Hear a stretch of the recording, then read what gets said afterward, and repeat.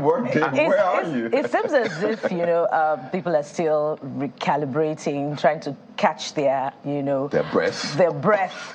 Some are still in the holiday mood. Some are still, experiencing the hangover from all the jollof, from all the eating and drinking, chicken and turkey. Whoa. So it works well for some of us because the roads are very light, and you can get to work in 10 minutes. Yeah. Well, I just hope that while you're trying to get around whether you should go to work or not, when the HR sends you an email for surcharge, you would also understand that the organization has to pay for whatever they have to pay for in terms of responsibility. But hey, just take your time, but don't take too much time, because this year we say we no go gree in Nigerian parlance. Absolutely. So wake up. Go to work if you have to be at work. If you have a business, resume at your business. Let's get the year started. I understand, as you said, we're trying to catch our breaths. Yeah. In 2023, I know we took our breath away, but hey. But if you survive 2023, you can definitely survive 2024. Absolutely. And, that's why we're here at the Morning Brief, trying to make you start 2024 in a different way, brighten up your 2024 and make it productive. So we're bringing you all of the stories, and we're prioritizing you on the Morning Brief. Absolutely. So how's it going with the New Year's resolutions? Yeah. So how's it going for you?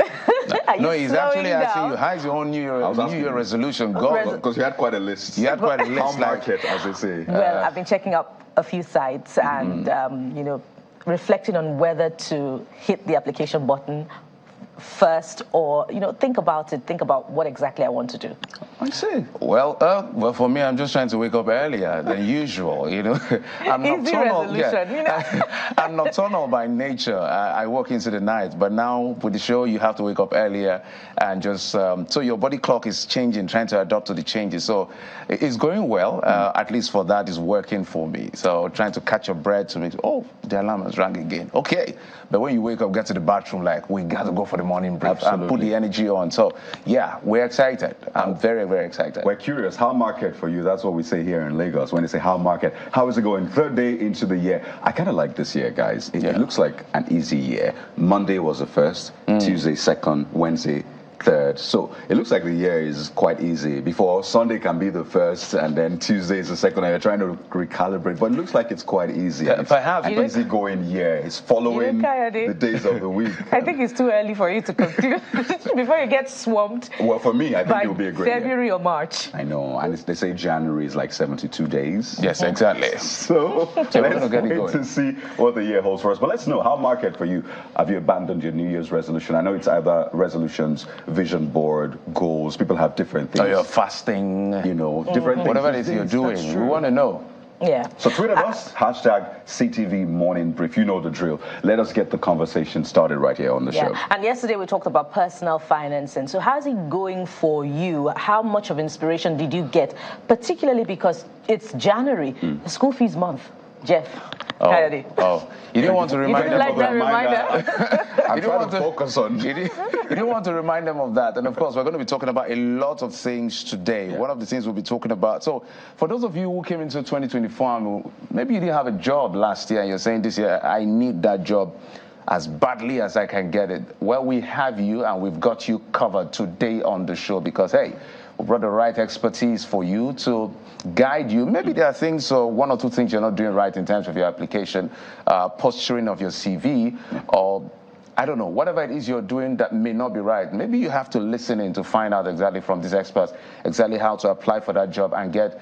The key word is not just getting a job, getting your dream job. Dream job. This is our dream job where, we're enjoying every bit of it. Living the dream, as living they the say, dream. right? So Absolutely. you want to live the dream like us, okay? It's a good time to listen to the show to find out exactly how to position yourself to get that dream job.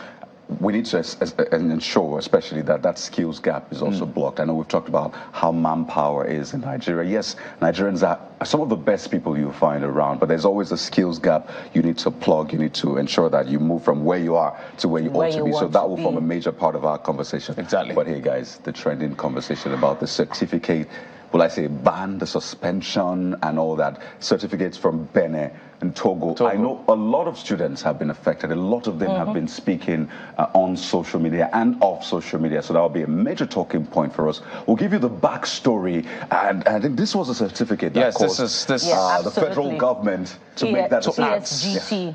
ESGT. So we're going to I'm talk sure about this comes with that off feeling for young Nigerians, that feeling of disappointment. Oh, I put in 4 years, I put in 5 years, I put in 6 years, some even more because of the instability in the tertiary education system. And, you know, it takes forever to get that certificate. And some do not even step into the school, and they didn't even cross the border. They didn't cross the border. Brilliant work, really, and by they're the getting reporter. the certificate. Absolutely and so. serving in the NYSC scheme and getting jobs in federal ministries, according to the investigation by that reporter. But what will the outcome of the finding of the federal government intervention be in the form of an investigation? What will there be prosecutions for those who are found culpable? Because it's a criminal offense. Brilliant work, as we said, by the reporter. But guess what? There are always two sides. In fact, sometimes three sides to a story. So today on the show, we're bringing you the other side. We know that the school has said, this didn't come from us, and they've given some reasons. But we'll even dig deeper into that particular conversation to ensure that you have all of the information that you need. Let's come back home, okay? Yeah, the governor of Lagos State started on a very active note. There you are, the governor of Lagos State. Maybe we have to play this video for people to have a feel of what was trending. So let's take a listen. That's even the more reason. They're telling me a soldier. That's even the more reason. I'm going to lock you up. Get down there.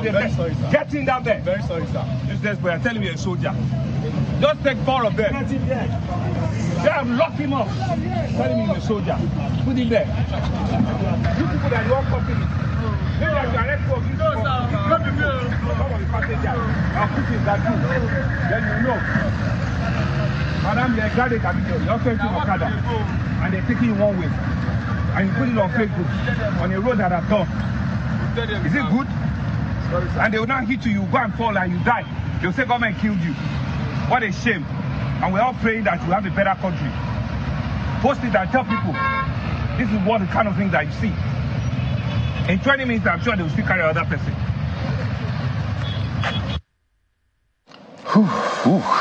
So that happened yesterday. Yeah. A little backstory from what we hear. There you see the governor and his security aides actually chasing down some of those motorcycle riders along the Lagos-Badagry Expressway. You can see the governor and his aides enforcing, will I call it the first citizens arrested?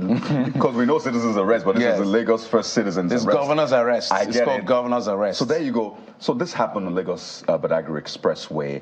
But I know there's been a lot of conversation around it. These motorcycle riders were said to be taking passengers, applying one way. That's the terminology we use here, essentially, applying one way, facing the oncoming traffic. We know it is really dangerous. So it is said that the governor and his entourage had to stop to enforce that arrest yesterday. This is like one of the biggest videos on the internet right now, generated so much conversation. It's right there on our Instagram and Twitter handles. But guys, what do you make of this? Because I know a lot of Nigerians have been talking about this. You could literally see that the governor was really angry. He was pissed at this whole thing. Because if you hear him, he was saying, look, we've done the best we can as a government. Just obey the traffic rules. That's all we're asking you for. If anything happens to you, they'll say, oh, government is not caring, government is not responsible, government is this or that. So you can see he was literally livid at this particular, the passengers and everybody that was involved in all of this. And for him, this should never have happened. But we see that happen close to us here at Kara Bridge. It's almost irregular sometimes, especially when we have a bit of traffic. People just beat traffic, go opposite the direction of traffic and all of that. So the governor had to execute this by himself. Yeah. Well, I'm quite familiar with Lagos-Badagry Expressway for reasons that I would rather not go into. And this has caused quite a conversation on the internet, as Kaudi has rightly observed.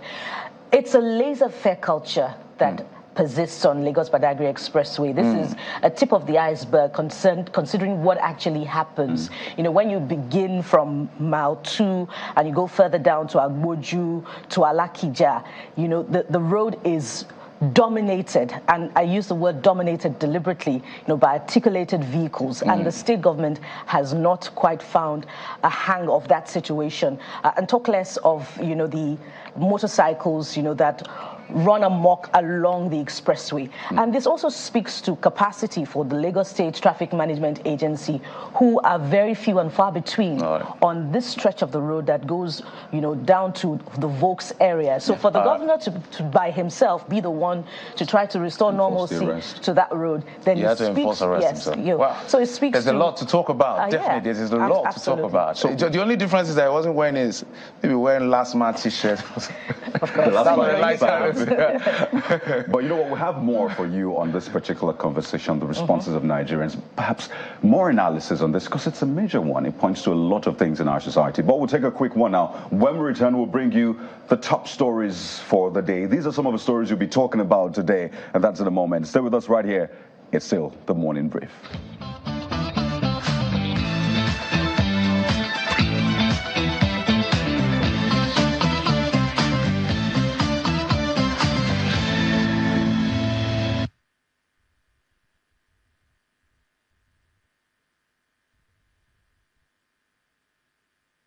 So let's bring you your top stories right now. Well, the call for justice continues to ring in the air, and that's for the victims of the Plateau Christmas Eve attacks. We had governors from the region, that's the North Central region, adding their voice, and their demand is that the attack be treated as a criminal act. The delegation we had governors Hyacinth Ale of Benue State, Abdullahi Sule of Nasarawa, Umar Bago of Niger, paying a visit to Governor Mufwang of Plateau State. They actually donated 100 million naira to the communities and made a case for urgent dialogue with the people affected.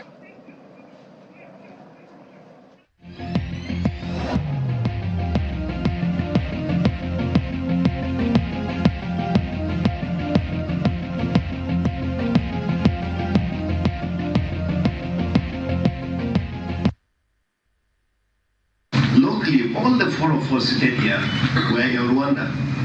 We had seen a similar situation of this kind of, because I wouldn't call this really harder farmer crisis. It's not. We have seen what happened in Rwanda. And locally, all the four of us were there, and we listened to the president, Kagame, when he told us the courage that he took to actually invite everybody involved and say, let us sit down and look at what are the roots. What is responsible for this? The people of Plateau had always lived in peace with one another. We had Fulani that spoke, and Mogabul fluently. So what has happened? What has gone wrong? How can we resolve it? Because this cannot continue to happen on and off, on and off, on and off. And that is the reason why we came, Your Excellency, so that we can come to talk to you, to tell you, our brother, that we have to find a way. You should be the one, you should gather the courage to invite all those involved, all the major stakeholders, irrespective of where they are, who they are. Today we have enough technology to be able to detect who they are. We cannot allow a few people, for whatever selfish reasons, to come in and destroy all of us.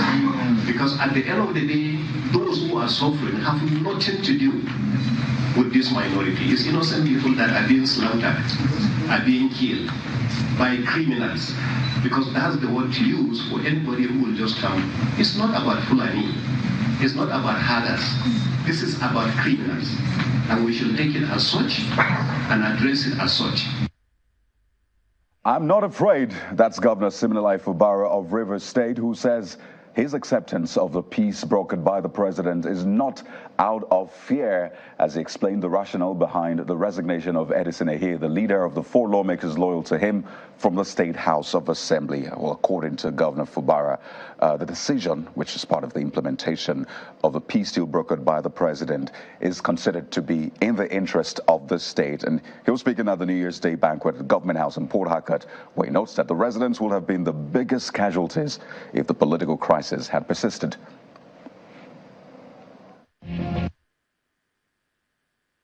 Every decision that we have taken,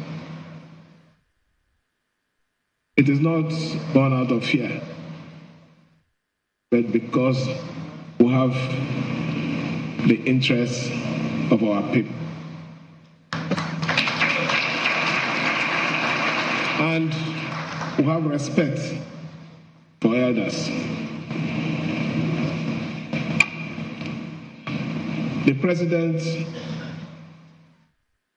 requested that we do certain things, in as much as it might not be very comfortable with everyone that is here. But it's the place of the leader to say, let us go along with it. Because if we don't have peace in the states, there won't be that meaningful development that we desire. So I'm appealing to everyone. Let us embrace the peace. We need this peace because our intention for our states is not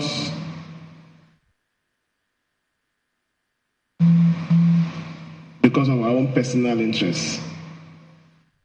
It's for the interests of everyone, the interests of the development of our state. So when we are faced with this type of situation, we consider the actions and reactions. Who is going to suffer? Fubara will not suffer. I can assure you that. But 1 million supporters will suffer. So those decisions are decisions we took because we want you to still be afloat. And now to one of the other biggest trending stories. Reactions continue to trail the federal government's suspension of the evaluation and accreditation of degree certificates from the republics of Benin and Togo, pending the outcome of an investigation into the certificates from both countries. Well, the Ministry of Education had made that decision following an investigation by a reporter who claimed to have bagged a degree from a Cotonou University in 6 weeks and participated in the NYSC scheme. But the National Association of Nigerian Students is asking the federal government to consider the impact of that decision on legitimate students who have pursued their education in both countries. And their plea is that the suspension be reversed while maintaining a rigorous and transparent evaluation process. And you've heard of citizens' arrest. How about the governor's arrests? Well, we saw that in action when Lagos State Governor Babajide Sanwo-Olu apprehended a soldier and 4 others for driving in the opposite direction of traffic with motorcycles on the Lagos-Badagry Expressway. Well, more like riding. Well, a visibly furious Governor Sanwo-Olu, assisted by his security aides, can be seen going after the culprit. And it was at that point that one of those caught identified himself as a soldier. But hey, that seems to make matters worse, with the governor vowing that he will be locked up for that reason. He also engaged one of the passengers on the dangers of her choice of commute, as she could be knocked down by any fast-moving vehicle.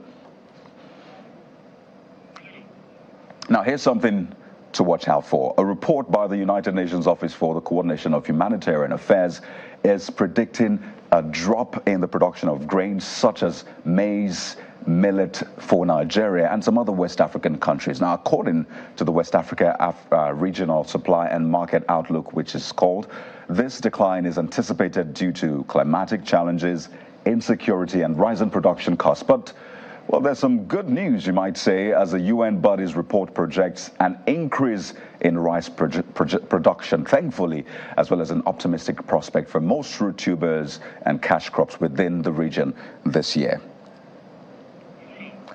So I guess jollof rice is safe. But hey, the Manufacturers Association of Nigeria, MAN, has projected a tough start for the year. But then the sector expects improvements towards the third quarter. Director General of MAN, Mr. Segun Ajayi Kadiri, who made this known, explained that although the new year is expected to be challenging, it still has a potential for a subtle recovery. He also mentioned that the prospect will rely heavily on implementing policies and domestic growth through export-focused and what he describes as offensive trade.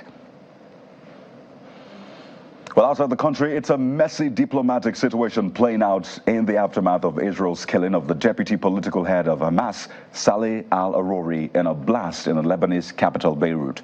Well, while Israel is insisting that the assassination was not an attack on Lebanon, well, Lebanon's prime minister is accusing Israel of trying to drag Lebanon into confrontation. Well, Israeli Prime Minister Benjamin Netanyahu had threatened to kill him even before Hamas carried out its deadly surprise attack on Israel on October the 7th last year, which sparked the ongoing brutal war in Gaza. Well, from earthquake to fire, at least 55 people are now known to have died in the New Year's Day 7.6 magnitude earthquake that hit Japan's coastal areas. Well, as though that was not enough, helicopter surveys are now showing many fires and widespread damage to buildings and infrastructure. Homes have collapsed, buildings caught fire, and roads extensively damaged, hindering the world of rescue services. Well, Prime Minister Fumio Kishida says that emergency services are locked in a race against time to rescue those survivors. And some sports news. The journey to clinching a fourth AFCON title has begun for Nigeria's Super Eagles as the three-time African champions officially kickstart their training camp in Abu Dhabi in preparations for the 31st Africa Cup of Nations.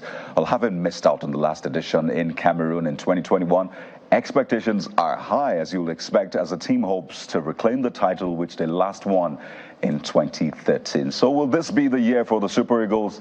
Well, we'll find out. It's only 11 days to that competition, give or take. Well, those are your top stories right here on the Morning Brief. Stay with us. We have a full package for you on the show this morning. We're starting off with that certificate saga, which concerns universities in the Republic of Benin and the Republic of Togo. It's still the Morning Brief. Stay with us.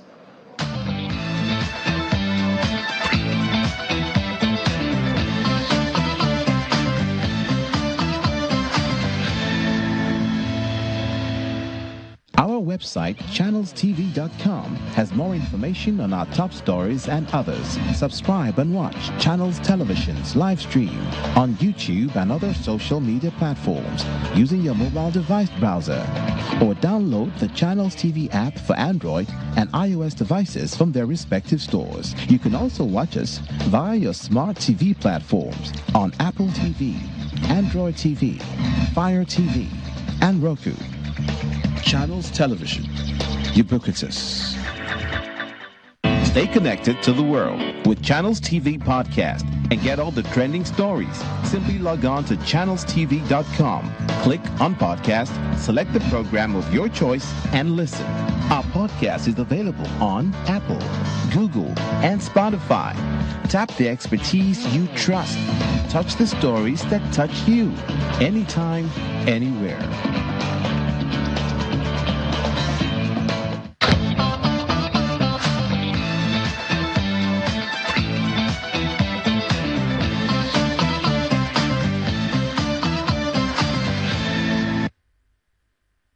Always fighting the urge to dance right after that montage. Yeah, exactly. Welcome back to the Morning Brief right here. It gives you the right energy. Absolutely. Welcome. Which of the stories stood out for you guys? Well, for me, there's a lot that stood out. First, Rivers State. Rivers politics is always of interest to me because I kind of understand how things play.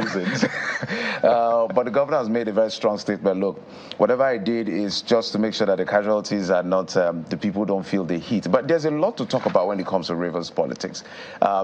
If you see the resolution that the president brokered for peace in the state, there are a lot of gray areas, there are debates, litigations, and all of that. So I guess he's trying to be careful on walking the fine lines of the Constitution, around peace, around basic interests involved in all of this. So it's almost like he's avoiding landmines. It's a very, very tactical thing he's doing. But, well, the year just started. Let's see how it plays out at the end of the day. And, of course, another story that stood out for me, like we promised, is the AFCON. We're counting on that. No pressure, AFCON. No pressure. But we promised you that we will not give you dollars. We don't have that to give to you. But one thing is guaranteed. we will ensure that we'll celebrate you as much as we can as soon as you get those goals coming. Because this time, it's 10 years. Come on, we've waited long enough. Just do this for us. Let's start the year like that. Something to hold on to. Something to hold body, as I say in Nigeria. Absolutely, absolutely. I'm curious on the Rivers. No pressure. No pressure, right? I'm curious on the Rivers story, guys.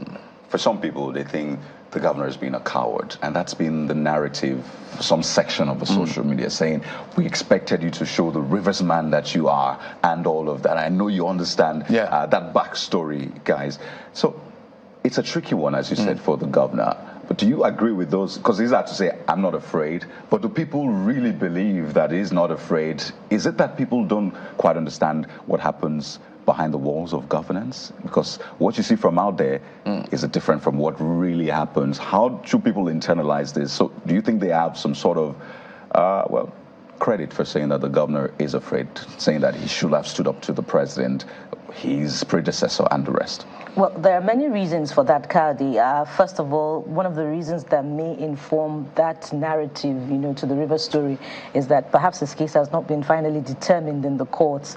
And, there are suspicions here and there, where the loyalty of the judiciary lies, the concern that, the politicians are interfering too much with the judicial process. Which should never be. Which shouldn't be, which is a sticking point in Nigerian politics. So to that extent, the governor is subtly dancing to the tune of government, and we all know that the FCT minister is still a member of the PDP, but heart and soul, where does his loyalty really lie? Is it with the APC government? So these are some of the factors fueling the narrative that the governor, can't quite be assertive in his decision about how to handle what's happening. And he said the appointment of the chief of staff of the speaker that has now resigned as chief of staff is part of the implementation of the agreement that the president brokered. So what's going to happen in the coming days? Big question. The 26 lawmakers who defected, are they now going to be reinstated? And then the members of the cabinet who also resigned. That's part of the agreement. I think that the lawmakers have been reinstated. But as you said, let's know what you think. Watching the governor speak, has that changed your mind for those who said he's... You didn't look at that. Sorry for cutting. Yeah. There are so many traps around. Yeah. I've read that resolution time and time again. There are reasons why people are saying he's a coward. Some people are saying this is a trap they are setting for him to fall into, because when they say represent the people that willingly resigned to the House of Assembly, represent the budget you signed into law. People are saying they want to humiliate you. Let's see whether you go through that path. So there's a lot. It's technical. So even him, he has to put out that personality. Look, I'm not afraid. Of course, what do you want him to say? But there's a lot going on behind the scene. But we'll see how this plays out at the end of the day.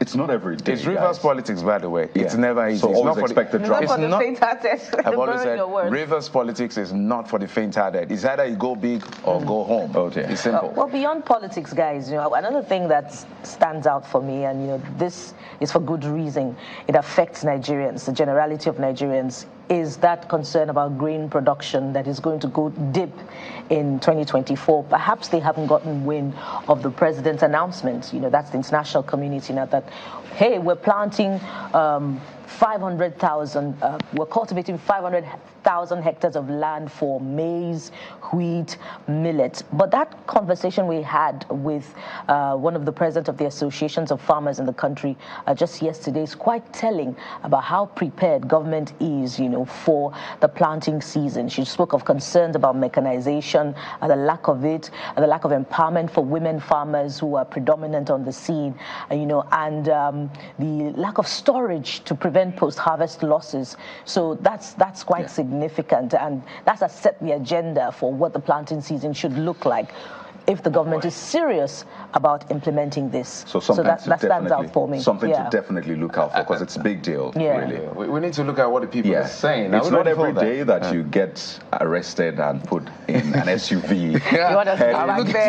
I'm looking at some of the tweets. Oh yeah, the comments to that video, right? Yeah, they are just, this is from Abbas Wales. He said, quoting Governor Sanwo-Olu, arrest him and put him in the car. The Okada man, as we call it, said, "Sir, I'm a soldier. Governor Sanwo-Olu, more reason I will lock you up. So, different angles to this, but I think it speaks to what should be across board. Yep. There should be no powerful individuals. The institutions should be more powerful. I mean, even if the script is flipped tomorrow and it's the governor who's found wanting, he shouldn't be able to say, I'm the governor, to get away with corrupt practice. You get it, or submit yourself for arrest. But that's what it ought to be. The institutions should be stronger than individuals. That's why you have people saying, do you know who I am? Because individuals are stronger than institutions. People just drop names anyhow, and they get away with the most heinous, most corrupt crimes. So as I said, if the tables are turned, if the script is flipped, and it's the governor, a politician, a senator, a rich person, they should be arrested as well. I know there's immunity for governors and all that, but due process should take its course, regardless of who you are. And if there's immunity for governors, governors should be the ones to lead by example. You know, and when we had that challenge on Lagos-Ibadan Expressway last year, you know, it was governors that flouted the rules the most. You would see their convoys driving against traffic as though it was normal. That you know, was predominant last year. So governors, you have the immunity, you should lead by example. And Kadi's point is very significant. Institutions must be stronger than you know, the personality. And that's why we need the presence of more LASMA officials on Lagos-Badagry Expressway. Call to action. Take a look at this particular post from Dave XXD. Oh, took that right out of my mouth. And this is in Pidgin, right? It says, you fit start your day with Okada, make you later day inside SUV. I'll translate that. You can start your day on a motorcycle, and then later find yourself in an SUV, and it says, no reason I'm not doing. So, hey, you need to get inducted you need to get a Nigerian social dictionary. Media lingo to understand the guy just saying, look, it's God's doing, you know. The guy was on an Okada, and the next thing, you're not just in an SUV, you're in the governor's convoy. Oh, dear. Yeah. So for all the wrong reasons. For all the wrong reasons, by the way. Let's just go there. I kind of love the way Nigerians find an angle to things. It helps. It's a good coping mechanism. But I'd like us to also rise up to major issues when they come up and not sort of trivialize it. Yes, it's good. Find the angles to it. Absolutely. Hey, it's not too difficult. Don't take things too serious. But when it's time for serious business, I hope that we also face it with the seriousness it deserves. I'm talking governance and the rest. And Nigerians do face it with all the seriousness. You know, remember the conversations that dominated the social media last year about politics. Nigerians became lawyers, you know, particularly as they awaited the Supreme Court verdict on the presidential election. So give it that to this current generation.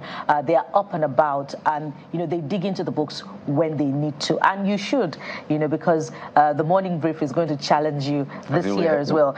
Speaking of which, Ovo himself says, make Sanwo-Olu mark your face. It don't be for you. I don't know how many translations we have to do for you this morning. So Kadi, help us out. It don't be for you. That's from Ovo himself. Ovo, do you understand? But essentially it means, and that's another comical take to what's going on, saying that once the governor sees you doing something wrong, there you go. Once he sees you doing something wrong, then you're in for it. Just as we saw with the soldier, and well, have we confirmed that he's a soldier, really? Well, he said he identified himself as a soldier. But he wasn't in uniform. Yeah, so is this, because some people call themselves all sorts these days. The governor simply said, you're a law enforcement officer and you're breaking the law, so get in the car. So we'd like to see what the military has to say about this, because we see policemen, I think you mentioned that earlier, policemen also on motorcycles plying the routes. I was around Marina recently, and it was the same thing. Imagine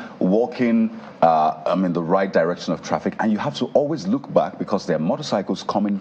Sorry, you have to try and pay attention, look back, look front, because the motorcycles can come from anywhere. We're not looking up anymore. You know, there was a time we had to look front, look back. You know, when the planes were coming down, and look up. We look front, we look back, we look up. Typical Nigerian, right there. Lots of tweets, really.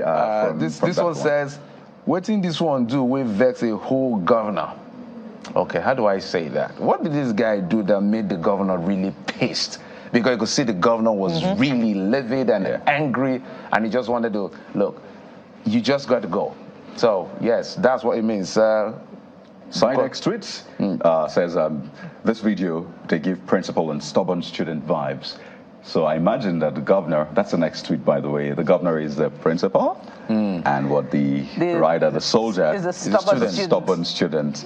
Hey, don't you just love Nigerians, right? Yeah, and this one is coming from Draxing, and he says, Baba did tell governor in a democratic system is a soldier. I envy that kind of confidence. Do you also envy the SUV opportunity? Well, that's from Draxing. This year, right? Including the governor? All right. This person says, I think this is Bida for Life says, make them just leave the Okada guy and someone will look for 5 minutes. I want to check something. Nah. We don't support violence. No, I know where that is going. I know where you're going with that. That I want to check something is a reference to, okay, you already know what exactly is being is transpiring right now, you know, and you want to confirm what exactly might be. This is actually not the first time Governor Sanwo-Olu has had to intervene when people break traffic rules. But guess what? It's not the first time a governor would even do that. And it speaks to this next post from Bode Warlord, saying when Fashola was governor of Lagos State, he arrested a high-ranking army officer who broke the law, and we all praised him. What has Sanwo-Olu done wrong by arresting soldiers riding Okada against traffic? This one ends by saying, if una don't hate person for Niger, nothing where him go please una. Essentially saying, if you decide to hate someone, then nothing can change your mind. And I think this speaks to the political intonation that has now come into this. And we understand everybody will not agree on the same thing. Some say the governor was wrong to have done that. In fact, some say he was being proud. See the way he was walking and drinking water and just being... You know, the way people I disagree with you know, Bode Warlord here, but I'd rather stick to the truth on the reason for my disagreement. No, it's his view. Yeah. Did you want to share it? It's his view. Let's go to the next tweet. Well, we'll bring you more of what's trending, but just to let you know why that killing of Hamas's deputy political leader, it's a big one. Hamas saying they will retaliate, there will be punishment for that killing. So you understand why Netanyahu is trending. And you just wonder, when will this violence end? Because Israel says they will ensure they bring Hamas to its knees, such as Hamas is not able to carry out such attack again. So people are at the receiving end of this: children, women, innocent people, essentially. So that's trending. What else is on the top trend? And you would have thought that before we exit, you know, the Hamas-Israel conversation, you'd have thought that that intervention that saw the exchange of prisoners and hostages would have, you know, significantly led to, you know, more agreements, you know, in the exchange of prisoners and hostages, and perhaps a ceasefire for some time. But it has only strengthened the resolve of the Israeli government to continue with the prosecution of this war. And that's the more reason that the international community should ramp up pressure and on the Israeli government to see that there is an end to this soon, because it's fueling anti-Semitism, and you know, more children and women are being killed amid this war, and it certainly isn't palatable. Well, just like you said, we hope this comes to an end someday, but it's a very complicated. The Israel-Palestinian Hamas conversation is one of the world's most complicated conversations, because when you go this way, it goes that way. When you go, it's more like we just have to look for a way within a very fragile piece, because it's a very, very complicated conversation. So in talking about this, so at the end of the day, let's just hope, due to, you know, civilian casualties, we hope that Israel and Hamas and Palestinian authorities and all of that, and the international community, especially the United States and the West, the global North, will be able to agree on something so that this comes to an end eventually. All right. Quite a load of conversations we have for you on the show. So let's get started with one of the biggest stories right now in Nigeria. In fact, this particular conversation has crossed borders. It's also trending in the Republic of Benin and Togo, and it concerns the education sector. A reporter did an investigative piece where he said that he was able to purchase a certificate from a university in Cotonou. But then that same certificate was used for youth service here in Nigeria, and then, of course, proceeded to get a job or something of sort. But in case you've been wondering, where exactly did this emanate from? We have joining us right here on the Morning Brief that reporter who carried out the investigation, which has now led to the federal government suspending the verification and accreditation of certificates from universities in the republics of Benin and Togo. We have joining us on the Morning Brief this morning Umar Audu. He is a reporter, Daily Nigerian newspaper. Umar, good morning. Thank you for joining us on the Morning Brief. Good morning, Kayode and the crew, and thank you for having me. I mean, your work, you've seen the response, the reactions to the work you have done. What a way to start the new year. For some people, this has been a long time coming. For some others, they say, well, this might be a blanket decision that the federal government is making. But before we even get into the reactions to that, speak to us about that investigation you did. There are those who say, did you really have a direct conversation with the school, with the proxy? Is it really a certificate from the school? But just tell us, how was this investigative piece conducted? What inspired it essentially? Then we'll talk about the findings and the aftermath. All right. Good morning, Nigerians, and thank you once again for having me. So I started this investigation in December 2022, and it was premised on the fact that we've got some Nigerian students lamenting that they got some of their former classmates or colleagues in school who were either dropped out or expelled for one reason or the other. And after a short while, you see these guys wearing NYSC uniforms, serving the nation. And it became surprising to them, most of them, that they feel cheated, that why will government allow this? Is this a bad that people can just go out of the country and purchase these degrees and come back and serve their fatherland? So that raised our curiosity. We've done a similar investigation in the past, which led to the government taking, I think in 2018, which led to the government taking some certain decision. But as if that was not enough, and these things keeps going on despite pronouncement by federal government. People, in fact, it got worse to the fact that you just be sitting in the comfort of your home and this certificate will be delivered to you just like you ordered for a pizza or something, and you give them your location and it's delivered to you. So it was that bad. So that was what motivated me to conduct this investigation. So essentially all of this that you got, the certificate, of course that image is now all over, that certificate you serving, oh dear, just to think about that alone is just mind-boggling. So you're saying you did all of that from here in Nigeria, you didn't have to cross the border, just to be clear? Yeah, I never traveled out of Nigeria during this investigation. Oh dear, so you never crossed the border, talk more of even attending classes, and you got that.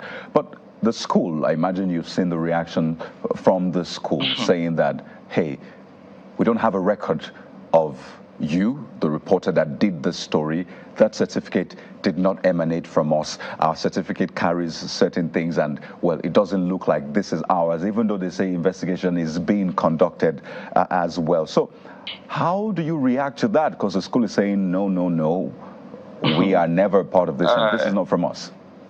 Someone sent me the statement and I just laughed, and I think they were only trying to be clever by half. And that statement itself is self-indicting, because I mean, who sent my name to the Federal Ministry of Education? Because it was the school that sent my name to the Federal Ministry of Education, and from there, the ministry sent my name to the NYSC saying that I've fulfilled the requirement set by the standard set by the ministry to participate in the NYSC. So who are those people? They know them. So and I think that guy, the person who issued the statement, is only trying to I don't know, but I just look at the statement and I laughed. They have my records, and I sent them an email after I finished everything, but they never responded. And even this response you're talking about, they never sent it to us. So I would just assume they are just trying to play games. So let me come in here. From your investigation, how prevalent is this particular, crime, because that's the name, that's the right name to call it. It's a criminal offense. How prevalent is it from your investigation? It is very, very prevalent, because when I went for the physical verification at the NYSC camp, Kubwa in Abuja, so you see a lot of people, because this verification is done for foreign students alone. So, and when we got there, people from less turbulent countries, we are easily screened because they have everything that is needed.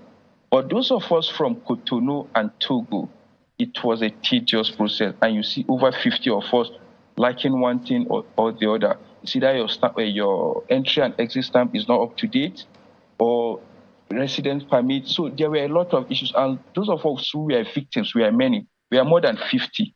That was for that batch alone. So in previous batches, it was still the same.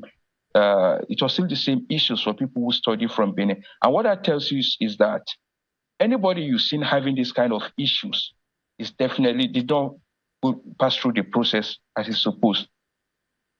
All right, just a follow-up on that question. I did speak with a former NUC executive yesterday, and he talked about his degree mill. So let me get a few facts right. I checked out the school. I have about 50 staff, 3,000 students at the 5 courses. And when they refer to degree mills, sometimes they are not necessarily talking about schools that are not recognized by government. So the certificate you got from that university, did they offer that particular course? I never offered the course. I was not even issued admission letter. I don't know where the school is located. All I did was to get this agent, and he requested for certain amount of money, which I paid. And on the receipt, it was issued that I was admitted into 300 level. So, and I paid 380,000 as tuition fee and other expenses for the evaluation letter, even though subsequently there were demand for some more money, so which I paid. So I never attended the school. I never attended any class, either online, virtual, or physical. So, Umar, you're not aware whether they offer you? I think the degree certificate mass communication, right? Yes, please. So you're not sure whether they offer mass communication as a course in the university or not? You're not sure? On their website, it's indicated that they offered mass communication. And also from the letter sent to the NYSC from the Ministry of Education, said they offered, they are allowed to offer mass communication. So the school is accredited.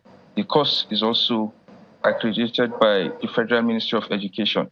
Because the question I'm asking is quite critical, because sometimes they say some schools are recognized, however, there are certain courses that are not accredited by the university. That's why, Bukola. Yes, I watched that interview that you had yesterday, Jeffrey, with the former VC, or what's the position now with the NUC. He said some are approved and some are not accredited. But you keep referring to the Federal Ministry of Education, Mr. Umar. Is that Federal Ministry of Education the one in Benin Republic or the one in Nigeria? I ask this because you talked about the delay in getting your letter of evaluation, which speaks to this question. Are they taking advantage of a loophole within our own system, or there are officials in our own institutions, be it the Federal Ministry of Education or the NYSC, that are working in cahoots with these agents? Yeah, so I literally didn't have any business with Federal Ministry of Education in Benin. So is our Federal Ministry of Education here in Nigeria? Because I mean, they are the one responsible to evaluate and certify these universities outside Nigeria. So, and I think these guys, these rackets, have some people who they are conniving with in the Federal Ministry of Education here in Nigeria to enable these things to be going on. Because if they are not working in cahoot, as you mentioned, there is no way this could be possible. Another thing that our guest on that program said yesterday is that if you check these universities, you find that a lot of their own students are not in those universities, that more of Nigerian students have found there. In the course of your investigation, is this also one of your areas of concern? Did you ask questions to this effect? Yes, I got to gather that most of their own citizens don't attend this university. But here in Nigeria, they rush there because it's a business for them. So, and they don't care. But their own student knows that these schools lack the standard to offer them the kind of education they need. So they don't go there. It's only here people from here in Nigeria who need express degrees that rush there. Within a month or two, they are back, and before you know, they get enrolled for the NYSC. And on the strength of your earlier response, do you think that the Federal Ministry of Education should be part of this investigation that has been brokered by the federal government, if they're working suspiciously now in cahoots with these agents that get these certificates? Yes, please. They should. They are the major people that this report indicted, except for the immigration also and maybe NYSC. But the most of the blames, to be honest, goes to the Ministry of Education. And I'm happy that this minister have taken this bold step. I just wish it won't end in the press statement. Perhaps you don't get the question, but if there's complicity in the Federal Ministry of Education, should they be, a judge in this court, that should also be looking at their own activities? No, from the statement I saw yesterday, I think they work in collaboration with the DSS and other security agencies. So definitely they will involve the security agencies. And in fact, yesterday, one of them invited me, one of the security agencies in the country invited me for a meeting which they require some information. So I think since the DSS is involved, definitely they won't be the judge on their own case. Well, we'll be expanding the conversation in a moment because there are always two sides to a story. And we have joining us very soon, the president of the Student Representative Council of ESGT, the school in question, because for a lot of them, first, they were shocked at the outcome of your investigative reporting, then even double shocked at the response by the government or the reaction, the banning or suspension of accreditation of their certificate. So it's a mixed bag for them. The school, as we said, has put out a response, but it's important to also speak to the students, speak to the body, and find out their own process. How rigorous is the academic system? How did they gain admission? Can they relate with what you experienced? Was that their experience as well? So we'll be expanding that in just a moment. We'll have the president of the SRC join us. But I just want to ask you, seeing how the government has responded now, the NANS, that's the national body of Nigerian students, says, well, this might just be a blanket decision, unfair, particularly for those who have done the work, who have gone through the right procedure, and now they're essentially being a casualty, a collateral damage. I think that's the term I was looking for. So do you subscribe to that, particularly for those who are legitimately studying, those who legitimately got admission, those who attend classes and even came out with good results as a result of their hard work? Do you think it's fair on them as well? It's not, excuse me, it's not fair on those who legitimately pass through the process and back their degrees, because I know of people who went there, spent 2-3 years to kind of study, and I don't think so this investigation, right, will unravel those who legitimately pass through the process as is supposed, and also indict those who just use nefarious ways to get their degree. So I don't think, honestly, but since, what's it called? There will be investigation from the security agencies. So let them please just allow those who pass through the process legitimately to have their way, so that it won't be a blanket, it won't be a collateral damage for them. Because I personally know people who graduated legitimately and those who just use the illegal means. I know you've had to sort of find protection for yourself, for lack of a better term, because of how sensitive this issue is? Have you received threats? How has the response, particularly to your person, been ever since the outcome of your investigative piece? Because yes, the news is important, but the reporter is equally important. Yes, and that's a concern a lot of friends and family members have raised. They've been seriously concerned about my safety, and I hope, I feel as a journalist, I should be allowed to do my job without threat or intimidation. So, and this speaks to the kind of society we lived in, when journalists can carry out their job peacefully and be assured of their safety. So I want to use this medium also to call on the authorities to make sure that, please, I'm protected, although I'm in a safe place, but then I don't know what will happen next, because I've been granting interviews, my report has gone viral, and so far no threat, but I just hope, please, the government should be alert, and once there's any threat, I will quickly reach out to them so that I get all the protection I need. But so far, no threat. Can guarantee your safety, Mr. Audu. Would you be willing to provide leads, to aid their own investigation and to ensure that those culpable are brought to book? I ask this because you said earlier that some of the sources that that provided the inspiration for your investigative story, complained about how some are dropping out and getting certificates, if I got you correctly, while they have had to do the work in that kind of situation. Of course, like I mentioned also earlier, one of them called me yesterday. I honored their invitation. So there is no big deal. So that's the essence of this investigation, to sanitize the system. So if I will go all the way to do this investigation, then what will be the point if I'm not ready to assist the authorities in doing their job? So I'm always available. How rigorous, just before we go to our next guest now, how rigorous was that screening process for students from outside the country when you got to the NYSC camp? What are the weak links that on counterfeit students, so to speak, like, which you did undercover, will exploit when they get to the NYSC camp?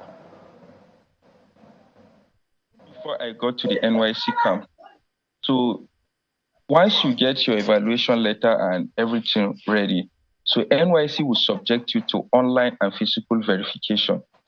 So that online, you are requested to submit all your documents. Then for the physical, you come with those documents and they will verify them, physical verification. So, but in that process, my stamp, my international passport, I had only one stamp on it, one entry and exit stamp, and which was even post-graduation. So, and they said, no, this is not possible. How is it possible that you travel out of country for a 4-year course and your stamps are not up to date? So they sent me back, and that was in June. So the process was rigorous. I missed that badge. That's badge B, stream 1. I missed it. I went back again. They couldn't clear me. You understand? So. All right, Umar, if you can hear me, I have more questions for you, but we understand that Prince Ufokimo Idio, the President Student Representative Council of the university in question, the ESG University, Benin Republic, has joined us. Mr. Idio, thank you for coming on the program. I just want to confirm that you can hear me loud and clear. Thank you very much. Yeah, I can hear you. All right, I'm sure you've been listening in and you heard what Mr. Umar Audu had said about getting this certificate from your university in 6 weeks. And that story has gone viral across Nigeria. The federal government has acted and suspended evaluation and all of that from Togo and Benin Republic. I just wanted to get your quick reaction to what you heard and what's the position of this school.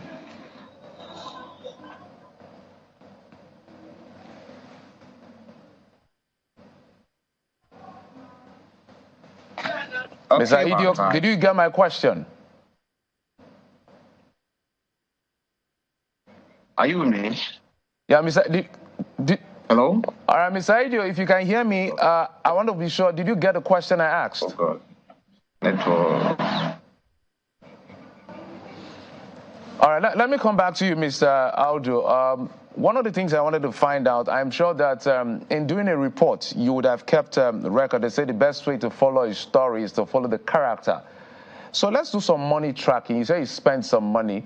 By your computation, from getting the certificate to the people you had to deal with at maybe the ministry and even at the border, at the NYSC, I want to find out, I want to follow the money, how much was involved in all of this, because that's a critical part of the story. But before you respond to my question, Mr. Idio, I understand that your connection is better now. Did you hear the question I asked before I switched?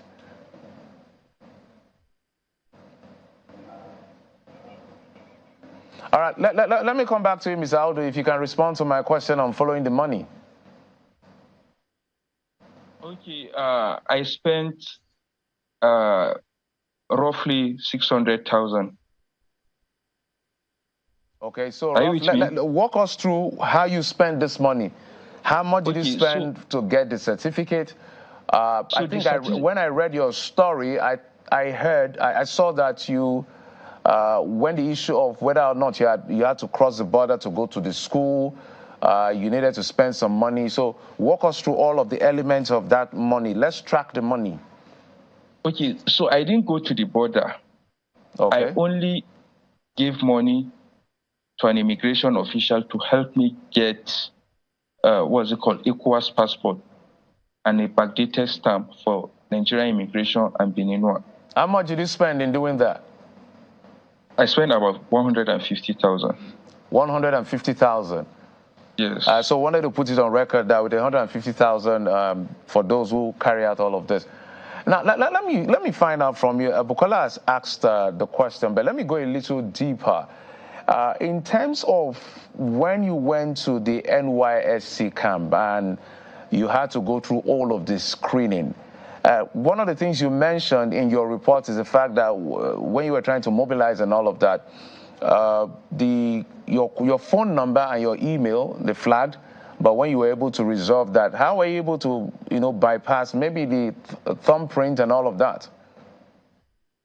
So that was one of the amazing things about this thing. So the phone number I used for my legitimate NYC in 2018 were flagged. So, but I switched to my alternative phone numbers and phone number and email address. So, but for the fingerprint, for the biometric fingerprint, there was no issue at all. As soon as I put in my fingerprint, it just captured it, and I moved to the next stage of the registration. So in your first, when you did your first, there were fingerprints, right? Of course, there was fingerprint. And throughout the service year, we had monthly biometric clearance. So what happened to that database? That was surprising. Well, thank you so much, Mr. Umar Audu, reporter with Daily Nigerian Newspaper, for taking the risk. Because we know what it involves. It's expensive, it's dangerous and all of that. And it takes a lot of time to be able to come up with reports like this. But you've done a noble thing to make the federal government, act on this. And everybody's now aware of what's going on. And we hope that the investigation will eventually reveal in detail what you found out as far as all of these degree mills are concerned outside the country. Well, we'll go on a quick break. When we come back, we will switch gears. We did talk about it at the opener, about the fact that, look, if you're looking at 2024 to get the dream job, we got you covered. That's a good reason to stay on the Morning Brief. Join us again.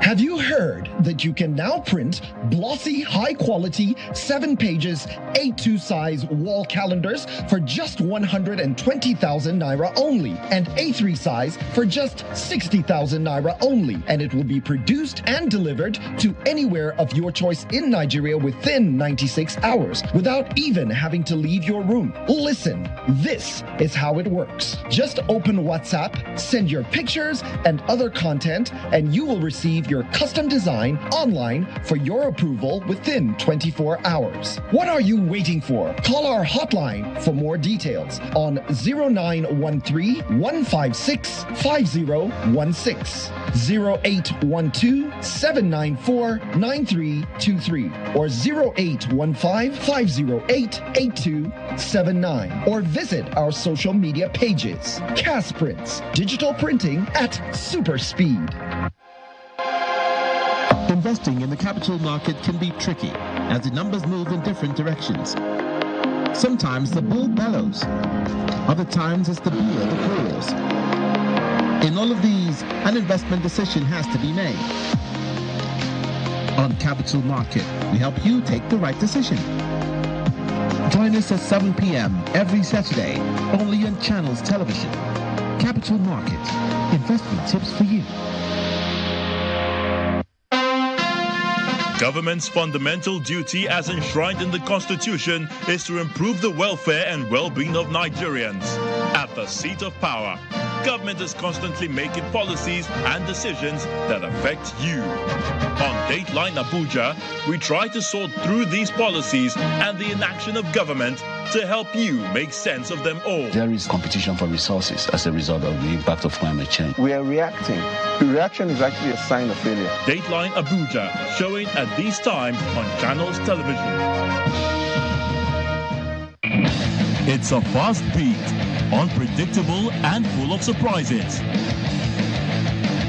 The unforgettable moments, unprecedented passion, the victories and defeats in the world of sports makes it engaging.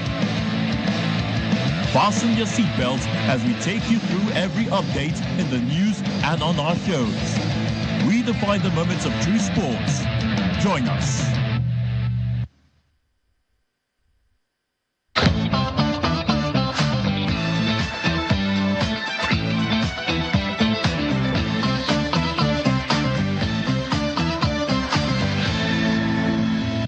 Yes, we know unemployment is biting really hard, but we don't want the story to remain the same for particularly young Nigerians. And the goal for this conversation is to ensure that you plug that skills gap, land your dream job. Yes, it is possible. And this morning we have joining us in the studio someone who can help you walk through the very, very tricky waters of employment in Nigeria.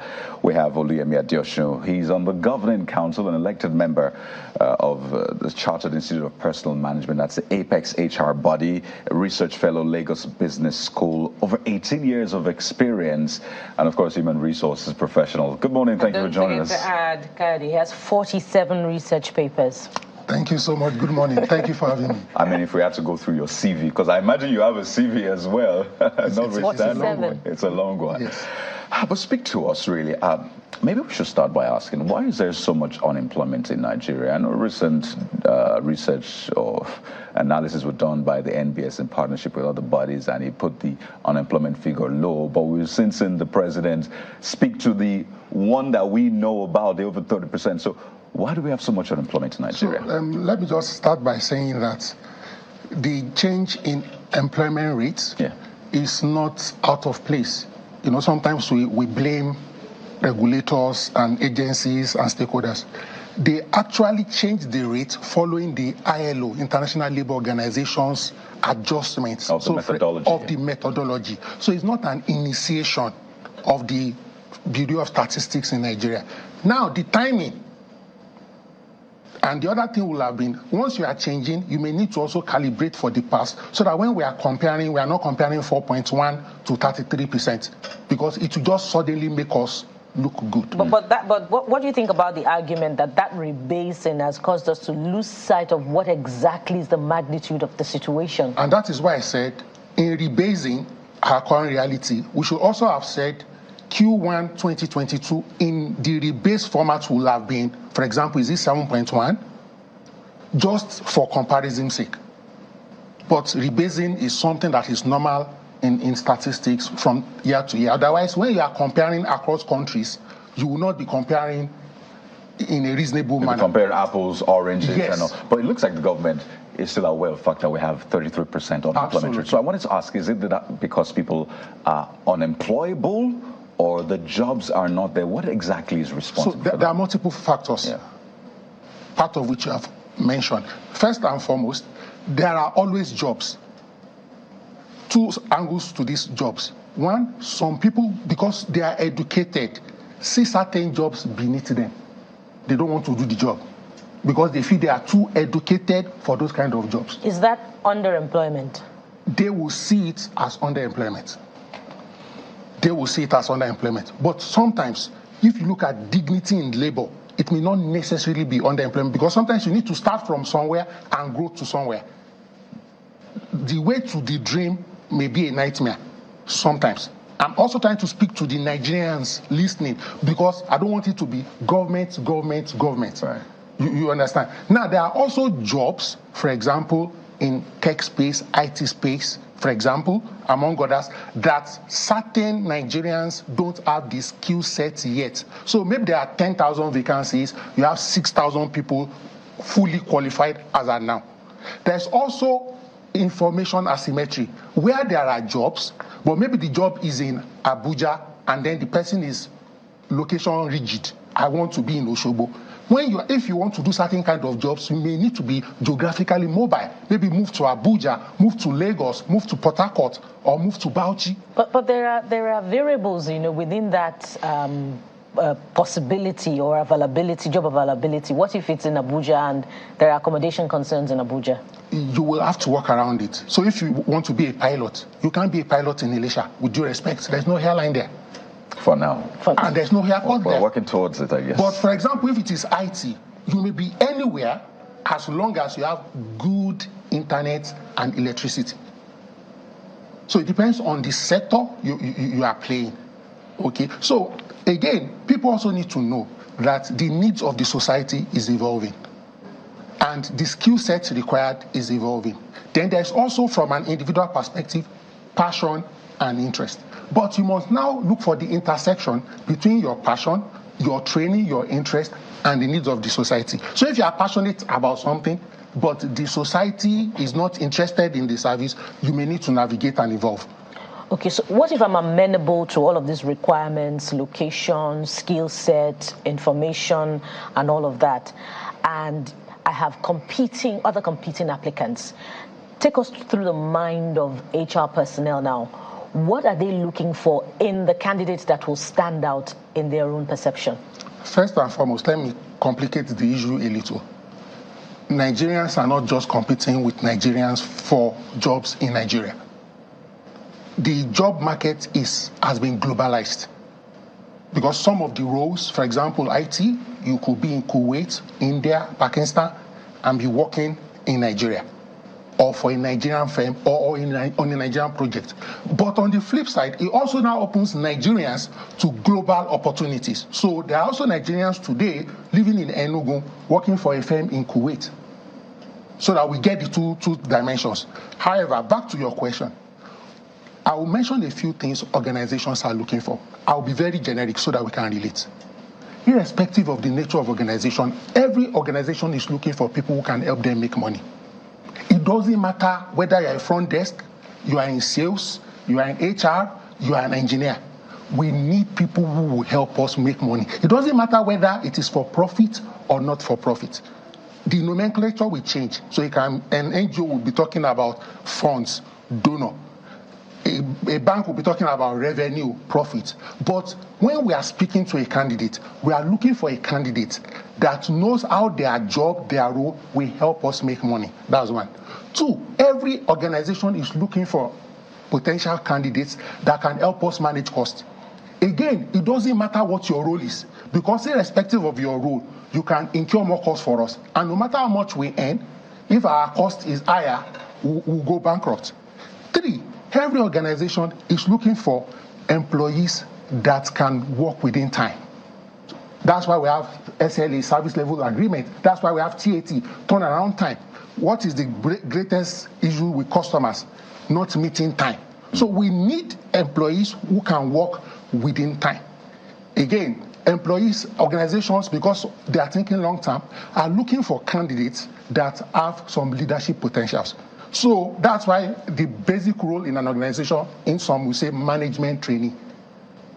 Even though we are at the base, we are already thinking management. So we are looking at the potential today that can you be our MD in 10 years' time, 15 years' time from today. So how would you identify that candidate? What would feature in the answers to your questions when they're being interviewed? First and foremost, the ability of the candidates to tell their historical story linking to how you solved problems, how you innovated, how you made money, how you save cost, how you handled project within turnaround time. Simple as that. Simple. And then that's why many organizations will say, what leadership roles did you hold when you were on campus?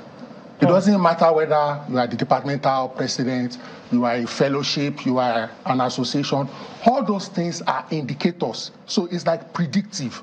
That if at this level you are class rep for 4 years and you are not impeached, and in every year you manage 12 lecturers and 150 students. Again, most students who are class rep will not remember to say that in their story because they are not aware of the potentials of what they have done. So a lot of people struggle in the job market, not because they don't have real stories, but they are not aware and they cannot connect that story to the reality. I'll give you one example or two. Someone read botany, went to a bank for an interview, and they asked her, that was the relationship between botany and banking. And she responded that, do you know what it takes to be able to mention every plant by name? It is that same attention to detail I'll give to every of your clients so that we can provide them banking solutions. She got the job. Beautiful. So education should teach us how to think. Employers are looking for people who can think. So it's not just about, the certificate you have, the color of your certificate. It's how you can link that with the job you're looking for. But absolutely. I don't know if this is how it is designed or what. It always looks like the employee or the person seeking the job is always holding the shorter end of the stick. Looks like the system is rigged against them, because in our conversation, it's essentially what the organization is looking for someone who can make money, someone who can cut costs, someone who can be leaders, and the rest. Fantastic. But how about what the employee is looking for? Looking for an organization where there's good work-life balance, an organization that isn't toxic, an organization that puts the employee first, an organization that allows for growth and all of that. At what point do we begin to talk about this? Because as I said, it looks like the system is always rigged against the job seeker. Correct me if I'm wrong. So thank you for bringing that perspective up. And to a large extent is very valid. But we also now need to profile the system. There are 2-3 categories of staff. And permit me. Talent. The system is not rigged against talent. Then worker or employee. So there's a difference? There are differences. So in football, let's use football. There are many players. The system is rigged against the average player, Nigerian local league. Ouch. But when Ronaldo got to Saudi Arabia, they waived the law on marital fidelity for him to bring him in. So, again, let's go back to the individual. The system will always be rigged against an average mediocre. The system will always bend for a top performing talent. So, what you need to do is, where is your competence? Where are you very good?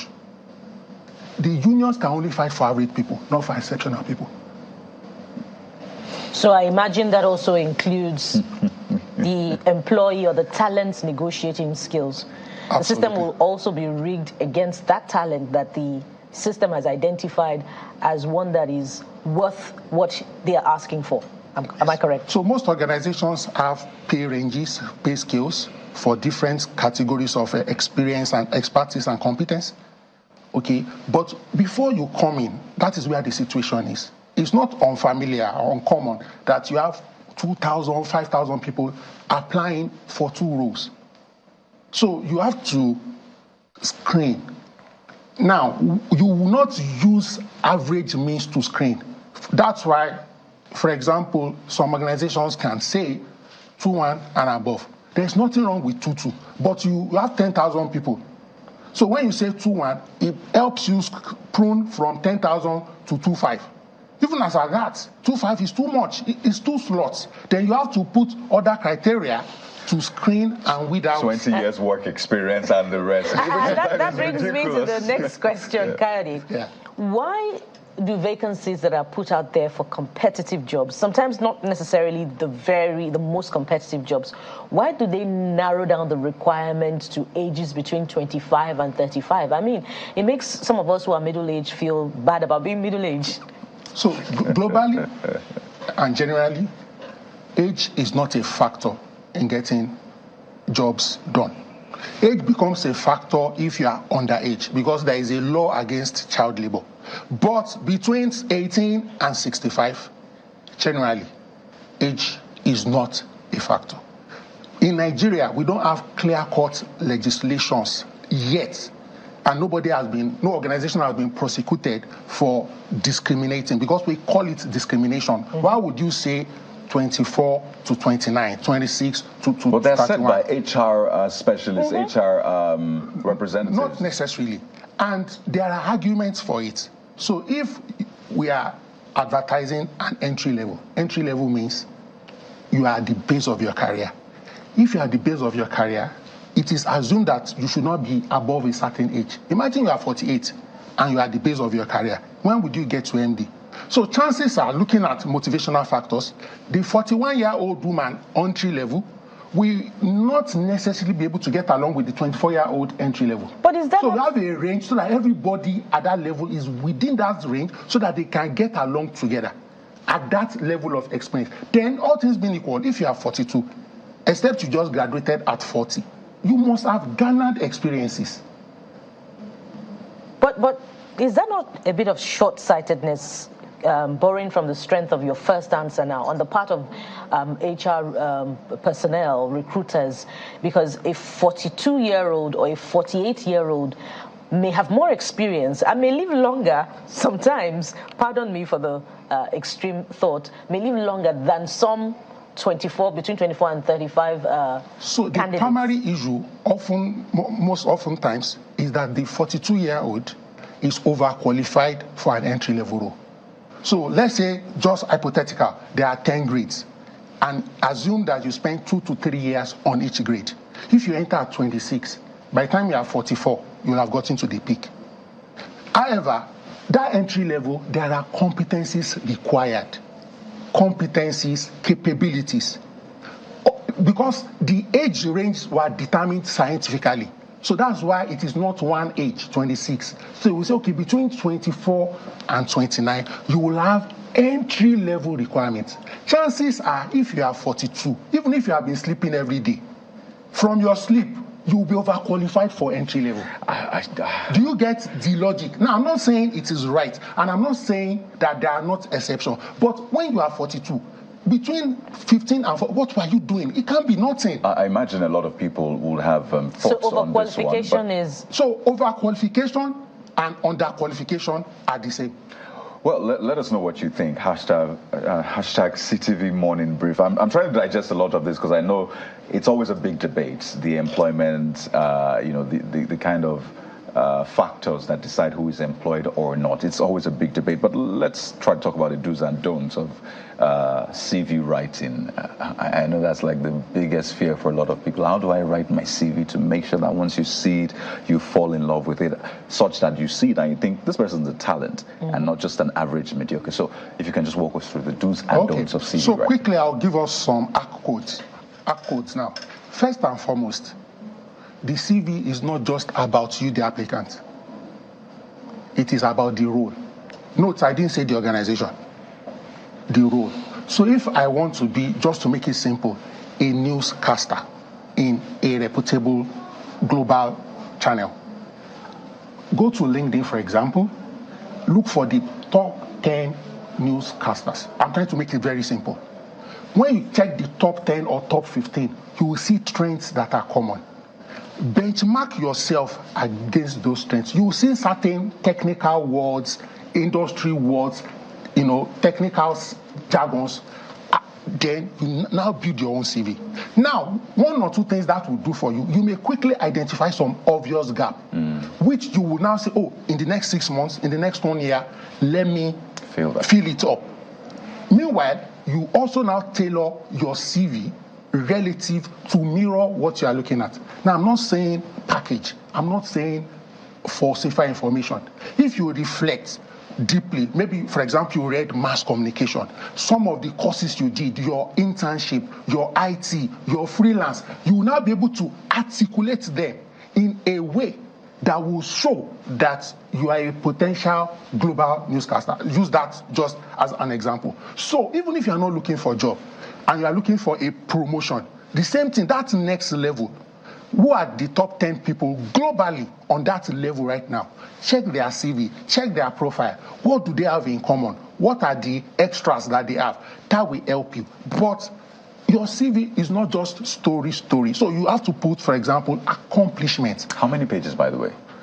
Really, there are no standards. Oh, really? And if you are entry level and if you are a professor, it's not the same thing. But it doesn't matter whether it's a 1-pager, 2-pager, or 3-pager. The important thing is the information. Are you sharing, for example, accomplishments, sales targets, deliverables, things that you initiated, things that will show us you can make money, things that will show us you can save costs from your experience. Again, your experience, your past is a predictor of your future. Then, of course, things like the kind of trainings, education you have gathered, and the kind of insights you have gotten from those things. So it's not just saying, I did this and I did that. So I give you one example. So, for example, I went to the International School, University of Ibadan, secondary school. You can say, so what's the big deal? I did. Oh, I finished from there as well. Fantastic. Oh, but great to meet you. When I put that on my CV, and I had something like exposed to multicultural students, I'm telling you that if I join your organization, if your organization is multicultural, because I went to ISI for 6 years, I was used to foreigners, I will fit into your organization. Did you get that? Okay. So if for somebody that has little experience and is targeting a role, can emphasize on strengths, weaknesses, potential for achievement and all of that. What about the overqualified who is also targeting a role? So again, when you are overqualified, the first thing is you must look for your target. You must profile yourself. So when for the overqualified, don't start profiling the organization. First profile yourself. When you profile yourself, now identify what are like the top 2-3 roles, industries that will naturally see your historicals as an asset. When you do that, you will now be able to align your interests with organizations that will value you. And in that instance, because they value you, they won't value you for entry-level role. It will probably be middle management or senior roles. So is that, sometimes in Nigeria, because you are looking for a job, you are just sending your CV anywhere for anything, for any role. No. It must be, where I work today. If I don't have 47 papers, I won't enter there. So you have to curate your CV. Exactly. Profile yourself.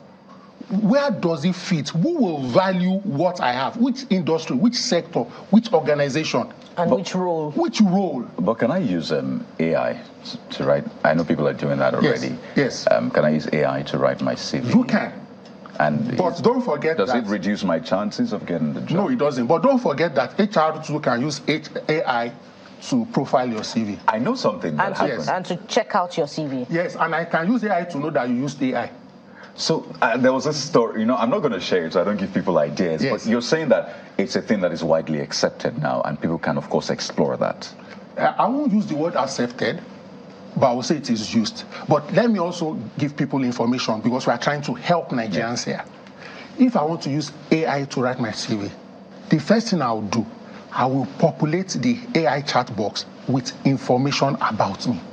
So you still have to do the work. You have to do the work because AI should enhance what you put. You can't just say AI, write CV for Oluyemi Adeosun. Who is Oluyemi? But if I, for example, say I put all the places I've worked, all my accomplishments, all my successes, all my education. I can tell AI, for example, that help me write a cover letter based on this. Or I can say, AI, based on this initial CV I've put down, help me enhance it for this kind of role. Okay, so that makes it legitimate. Yes, because it is enhancing your profile. But if you give it nothing, or you take somebody else's data and fit in, it will enhance it, but it's enhancing lies. So you're saying that if I use AI to write my CV, I put in all the information, yes, it would not reduce my chances of getting this job? It won't. Okay. We can take that to the bank, right? Yes. Yeah, but that's reassuring. Yeah. I wanted to ask you, or maybe you wanted to put something. Okay, you go ahead. Okay. So JAPA. Yes. It's a thing that I wanted to also speak about because we're talking human capital. And it's not just human capital for us, it's human capital for our nation as well, for organizations in our country. Because if you build the organizations, naturally you'd have a nation that is well built. But this JAPA syndrome, as people have described it, how much of a headache is it for you, and particularly for organizations? Is it a major headache now? How are organizations trying to fill the gaps left behind by some of these talents that have now left to work in other climes? What exactly is going on with HR and JAPA? So to be frank, it is a challenge, but it's a global challenge. What? JAPA is not a local challenge. It is global. Don't forget Brexit. People are leaving US for Canada and vice versa. Is it on the scale UK for Canada of Nigeria? Relative to their past is a large scale. So I need us to get it. JAPA is a big problem for us in Nigeria, but it is a global problem. Global problem. Having said that, it's also a global opportunity. Many people in Nigeria today have had accelerated career growth because their bosses left. So it's not all bad news. Where the problem will be is your boss goes, you have not developed the competencies to move up. So you will be carrying a burden, you don't have the competence, and you won't be promoted, you won't earn the salary remunerated, you'll be acting. So again, what HR has been doing in the past, but this JAPA has even further made it even more essential, is what we call succession planning. No matter the kind of people experience you put in your organization, no matter how non-toxic it is, no matter your welfare package, someone else can always pay better at any point in time. You understand? So there is what we call knowledge management system to show that whatever you are doing today is so documented that somebody else can effortlessly take it. Because people relocate for different reasons. Someone may marry and go and meet their spouse. Someone may get a better job. Someone may die. So there's knowledge management system, and that's part of the institutionalism for the organization. There is also the succession planning. Succession planning is focusing largely on the key roles, and you ensure that there are people in the pipeline, 2-3 people. 3 people hopefully will not JAPA at the same time. Hopefully. And as you are filling that role, you are creating that succession planning. You are thinking, and that's why we call it a business continuity. You just keep at it. You keep at it. Interesting. My next concern is about inclusion and gender sensitivity. For the public sector, we know that there are mandates by the state government that there must be consideration for persons with disability, when they are recruiting. But for the private sector, how sensitive are recruiters to these issues? I can talk about Channels Television. We're very sensitive when it comes to gender, and for pregnant women, we have a very favorable policy here. But for other aspects of the private sector, from your knowledge base, how sensitive? So for the private sector, there are 2 segments. The OPS, which is organized private sector. And then we also have the informal sector. I thought you were going to say the disorganized private sector. No, the informal sector. So I won't speak for the informal sector, right? Because they are, so to speak, under the radar. But for most organizations in the organized private sector, for example, if you're a PLC, even if you're not a PLC, there are corporate governance regulations. Enforcement and adherence and compliance may vary from organization to organization depending on the internal corporate governance. And so if you are a PLC, for example, there are SEC regulators. Now, those rules that apply to the public service actually apply. So the bigger the organization, the less likely it can operate under the radar. But if you're an organization of 6, it may not be easy for you to tell an organization of 6 that they must include one handicap. But if you are 1,000, come on. Or if you are 500, you should be able to have 2 blind people, 2 this. So I've worked in big places, and intentionally we had a recruitment drive. We even collaborated with the association, maybe for the deaf, for the blind. But of course, there must also be people who have certain minimum competence. We may waive some of the requirements or lower some of the requirements and intensify onboarding training for them to make them catch up. But there are some rules. If you don't have the capacity, you don't have it, whether you are a man or a woman, handicapped or able. And there are some disabled people met, they're exceptional. They even got the job not out of an affirmative action. One thing I've also noticed with quite a number of, so to speak, disabled people I've met, is like God compensates. Their memory can be superb. Their attention to details. I've worked in a place where I have like 6 blind people in the call center. Their level of empathy. A normal person can demonstrate it. So people now call the call center and say, can I speak to so and so? They won't know there is a blind person. Oh dear. So I'm just also trying to show that those people have special abilities that organizations can. But most organizations, because now we are talking about the environment, we are talking about sustainability and governance. Right. So now more than ever before, more organizations, especially organizations who have to do reporting, if you are looking for funding, for example, you have to show your gender sensitivity. You have to show, how you are managing all the stakeholders.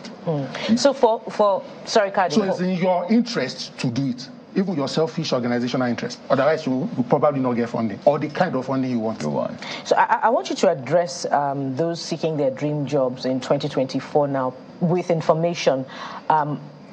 What's the quantum of vacancies that recruiting companies are getting, across board from all the different companies and with specific professional fields? What's the quantum of vacancies that are available, and should they be hopeful?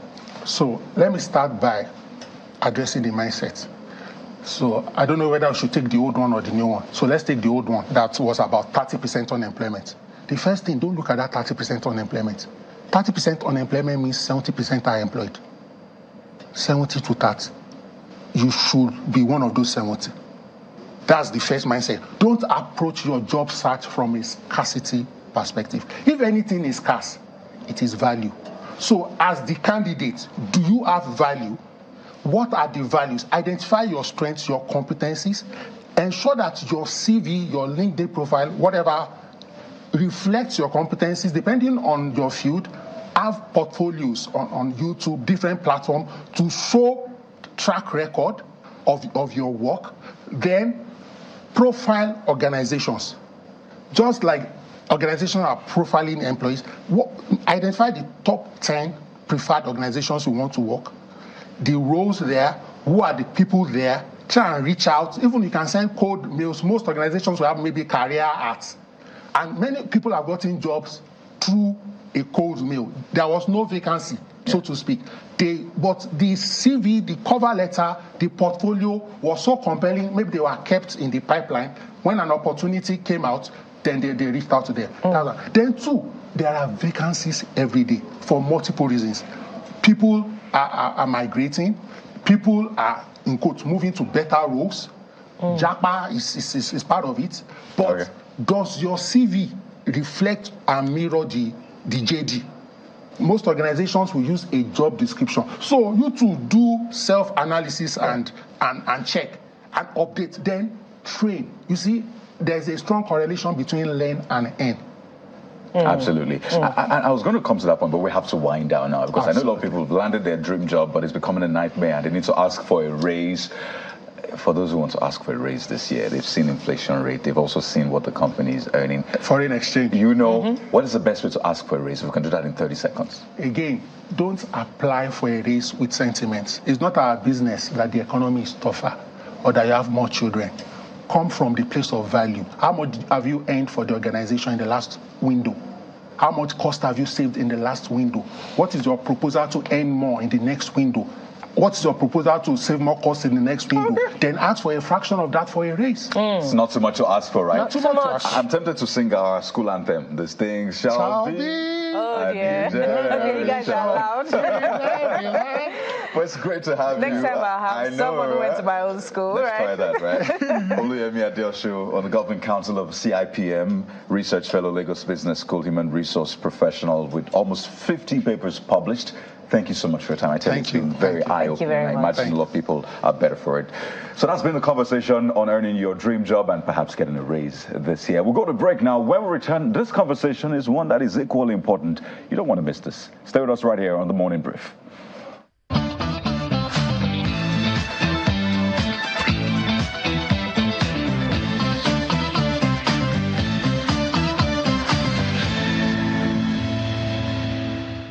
Have you heard that you can now print glossy, high-quality, 7 pages, A2 size wall calendars for just 120,000 Naira only, and A3 size for just 60,000 Naira only, and it will be produced and delivered to anywhere of your choice in Nigeria within 96 hours, without even having to leave your room. Listen, this is how it works. Just open WhatsApp, send your pictures and other content, and you will receive your custom design online for your approval within 24 hours. What are you waiting for? Call our hotline for more details on 0913-156-5016, 0812-794-9323, or 0815-508-8279, or visit our social media pages. CAS Prints, digital printing at super speed. Discover Lipton's flavorful and balanced taste. We pick fine quality tea leaves from selected tea gardens around the world to give you Lipton Yellow Label's flavorful and balanced taste in every sip. Breaking news. Again with the latest Russia's invasion of Ukraine. Developing stories. And the conversations that matter. We see an increase because of the economic pressure on them. The people are paying more for crossing borders irregularly. Get a glimpse of the world around you on The World Today. Weekdays at this time.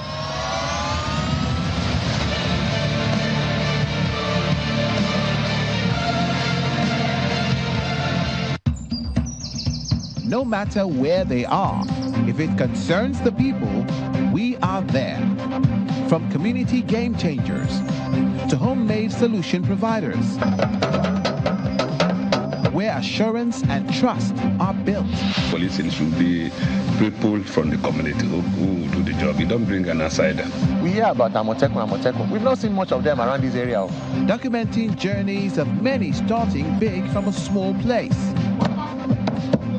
Creating an intentional community where people go beyond living together to building strong and more friendly communities. Community Report, only on Channels Television.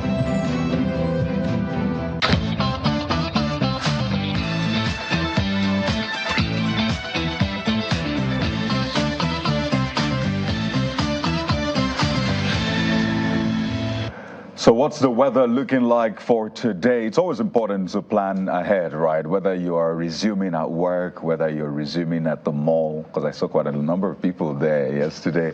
Let us tell you what to expect today. If you're in Abeokuta, southwest Nigeria, then it's expected to be some light haze in Abeokuta. That's the Ogun State capital. But the highest temperature, 32 degrees, lowest 20 degrees Celsius. So you might want to just watch out, particularly for visibility. But then it begins to get hotter as the afternoon approaches. So, hey, you might want to get your umbrella dress light so that you can have a, well, sweat-free day or as much as possible a dry day. So that's what it looks like for Abeokuta, the Ogun State capital, southwest Nigeria. And moving further down south, in Asaba to be precise, capital of Delta State, the temperature is hovering somewhere between 35 and 25 degrees Celsius. You may want to, make a different option where clothing is concerned. Maybe dress thicker because the prediction is about thunderstorms and the possibility, very high possibility of rain. So grab your umbrella as well, and don't forget your umbrella in the bus while you're transiting to work. It's interesting how the weather has been quite unpredictable. So, hey, you have to prepare. You don't want to be caught unawares. But let's go over to Bauchi now, northern part of Nigeria. Yeah, it's going to be sunny.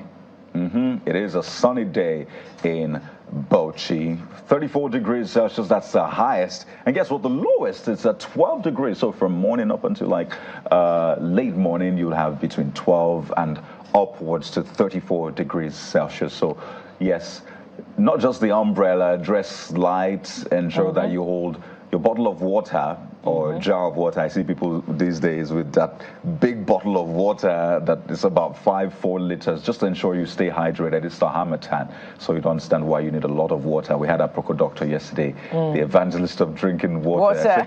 Yes, again, this should be a year where you drink more water, so stay hydrated. Yeah. It's going to be really hot in Bauchi. And just in case that heat mixes somewhere, the Harmattan haze mixes with wind and dust, you may need to grab your face mask, just to protect yourself, protect your respiratory organs from any form of infection. Moving down south now to Enugu, to be precise. The prediction is light haze, and the temperature is hovering between 35 and 19 degrees Celsius. So a bit of heat, a lot of heat there to be expected. I think that's the highest so far. Yeah. That and Asaba. But hey, it's not just the political weather we're checking in Port Harcourt, the Rivers State capital. Let's give you the weather forecast as well. 36 degrees. Breaking the record right now. That's the highest temperature expected in Port Harcourt today, with the lowest at 23 degrees. So yes, absolutely hold your umbrella, the water. Ensure that you limit your waka. But go to work. Yeah, go to work, but ensure that you conserve a lot of energy because you might need it more because of the high temperature. We don't want you to feel dizzy or collapse while going about your day. And we don't want you dehydrated. And talking of weather, we're moving now from weather, the actual weather in the atmosphere, to the weather on social media. And we have a bit of excitement in that regard for you. Jeffrey specifically has it. Hey, Jeff. So it's over to you now, Jeff. Well, how come you were talking weather and you ended in Port Harcourt and you got to me? Well, we're going to go beyond the weather. So as they said, my colleagues, Kayode and Bukola, we're talking, the digital space. That's what we'll be dealing with in just a moment, because a lot is going on in the world. There is what we call democratization of opportunity. Before the internet came to be, and remember, for those of you who are older, maybe not, netizens may have to leave the room for a moment, but the days we have the likes of Nitel, where you had to queue and wait to make calls, but right now, everybody has a smartphone or a device or the other. Now, beyond just making calls, there's a lot of business online, because it's more like democratizing that opportunity. And that's what we want to talk about today. 2024, we did say no grief for anybody. We mentioned that in part of what we said on the very first day. For those of you who are Nigerians, I'm sure you understand. So let's come to our guest, who is joining me right here in the studio on the Morning Brief. Great Ufot, she's a digital content creator. Thank you so much for coming on the Morning Brief. Thank you too. Thank you. So let's. I know you're a behind-the-scene person, so let's walk through your journey, how you came into becoming a digital content strategist. Yeah. Okay, so I've always had a passion for writing. I always loved to write. And growing up as a kid, my mom always gave us opportunities to read. She gave us opportunities to stand up and be confident for ourselves. So when I entered university, even though what I studied in university isn't currently what I'm using right now, I knew that writing was something I wanted. What did you study? Let's start from there. Microbiology. I studied microbiology, but I knew that writing was something I wanted to go into. So I looked for every means and avenue to write. And my first job was even unpaid. I wasn't paid. I was writing for a magazine, and I was writing for the mental health aspect of it. And when I got back to school, at some point I had to stop because I was writing and I was still going to school. So when I was done with school, I started looking for a job as a writer, and then I got my first official job as a writer. And that opened doors for me to various aspects in the content industry. Okay, because my colleagues, they were talking to an expert when it comes to how to land your dream job.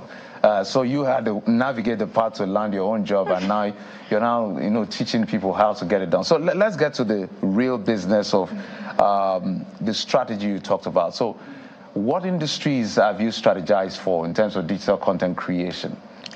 Health, fashion, tech, and tourism. So when you're talking to these people, for instance, somebody who is in any of these sectors or beyond this sector, and you're talking to them, they are clients, they are giving you a brief. Yeah. What exactly are you looking out for to be able to advise them on how to, make the most of the space? First, before I have to deal with the client, I need to understand what their brand vision is. Okay. What goal are they trying to achieve? What am I coming into their brand to do for them? What impact can I make in their brand? So I have to understand that before I then begin to want to deal with the clients themselves. And understanding that helps me now to strategize in creating that content for them. So, for example, if in the fashion industry, a client wants something, or maybe they're trying to start their brand and they want me to do a video content for them, I'm not just going to do a wishy-washy video content for them. I'm going to ensure that all the styles of their outfits is shown in the best way ever. That people who watch the video are going to be, oh wow, I like this, I want to get this. And then when I have to go into brands whereby I have to write, I want to be able to speak to my audience. I want to be able to, when my audience are reading my own copy, I want them to feel the emotions. Because at the end of the day, I realized that 50% of people who write, the emotions get lost. When people read let's stay there. Let's stay there for a moment, because that's a very critical point when it comes to ethos and all of that. So how do you convey, how do you understand the emotion of that particular brand, and how do you convey it in your writing? So you want to, first of all, like I said, you need to understand what the brand is trying to achieve. And then with that, you're going to, it's just structures. I feel like most people do not, in having to understand what you want to give to a brand, you need to understand what that brand is doing. First of all, you cannot just say because you're a content creator, you just give them anything. You need to ask them the question, what are you trying to achieve? And then with that, you put in the emotions. I feel like one thing that marketing strategy misses these days is empathy. The emotional, the communication of emotions between the brand and the audience. Once a brand misses that emotional communication in the marketing campaigns, then your marketing campaign is just as good as useless. So I'm going to ask two-pronged question. One is for the person who wants to be behind the scene. There are people that they're not interested in being popular. There are people like that. But they're interested in making others famous. They're interested in writing and promoting people. So if you were to advise such people, how do walk them through the ropes, if possible, in like 1 minute? Make sure that you are prepared, because you don't know where opportunity would meet you. Do the work, grow. If you need to pay for courses, pay for courses. If you need to speak to people, speak to people. Engage in insightful conversations. One of the things that got me into various industries was just the conversations I had with people. And they somehow had faith in me that I was able to do the work. And I did the work, and I didn't disappoint them. So make sure preparation meets opportunity and vice versa. You can't be expecting opportunity and not prepare. I must thank you so much, Grateful Fort, digital content creator, for coming on the brief. Thank you so much. Your insights were quite helpful. So every young person out there who wants to create content, I hope you learned one or two things, and at the end of the day, to ensure that in 2024, we did say look for the money and find the money and make the most of the money, because this year, a lot of people say they no go green. All right, we'll be back in just a moment. Stay with us.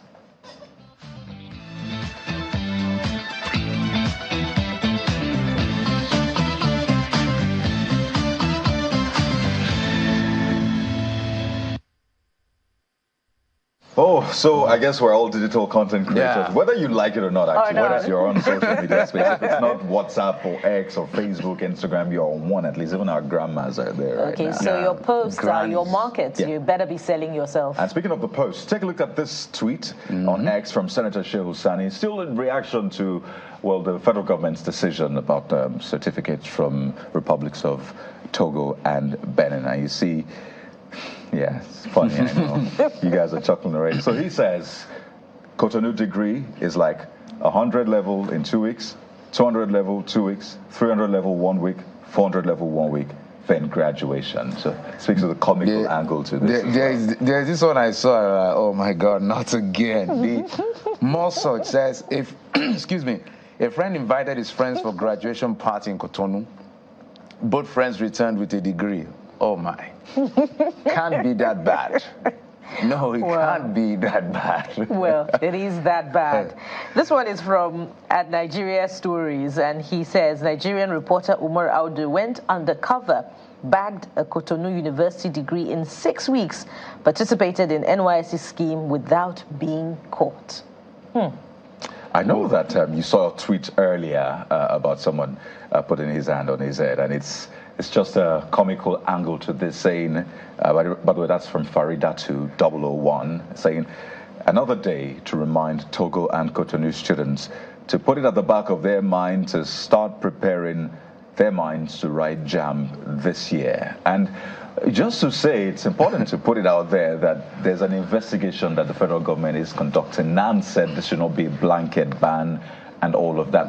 But we get all of the sarcasm to what's going on. But don't forget, people's lives are at stake right now, particularly people who are legitimately studying, who legitimately got certificates from those schools. So we do hope that this is resolved and there is no undue collateral damage in all this. Beyond the outcome of the investigation, one thing that we should be reflecting on, particularly as parents, is that aspect of the story which speaks to whether you're able to present fake WAEC certificates or legit WAEC certificates. You can't get that degree. So parents should encourage their students to study hard and get legitimate WAEC certificates, and they can attend any university of their choice. I think the other point I want to make is there are people who genuinely got degrees from this school.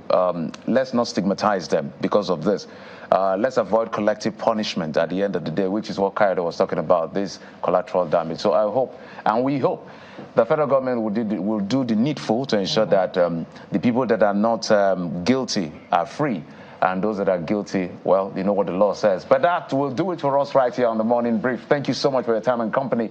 I'm Jeffrey Uzongo. Don't forget, Sunrise Daily comes right after. Thank you for watching. I am Bukola Koka. So Chamberlain, Markwe, and Ayo, those are the faces you see in just a couple of minutes. Thank you for being a part of our day. Goodbye.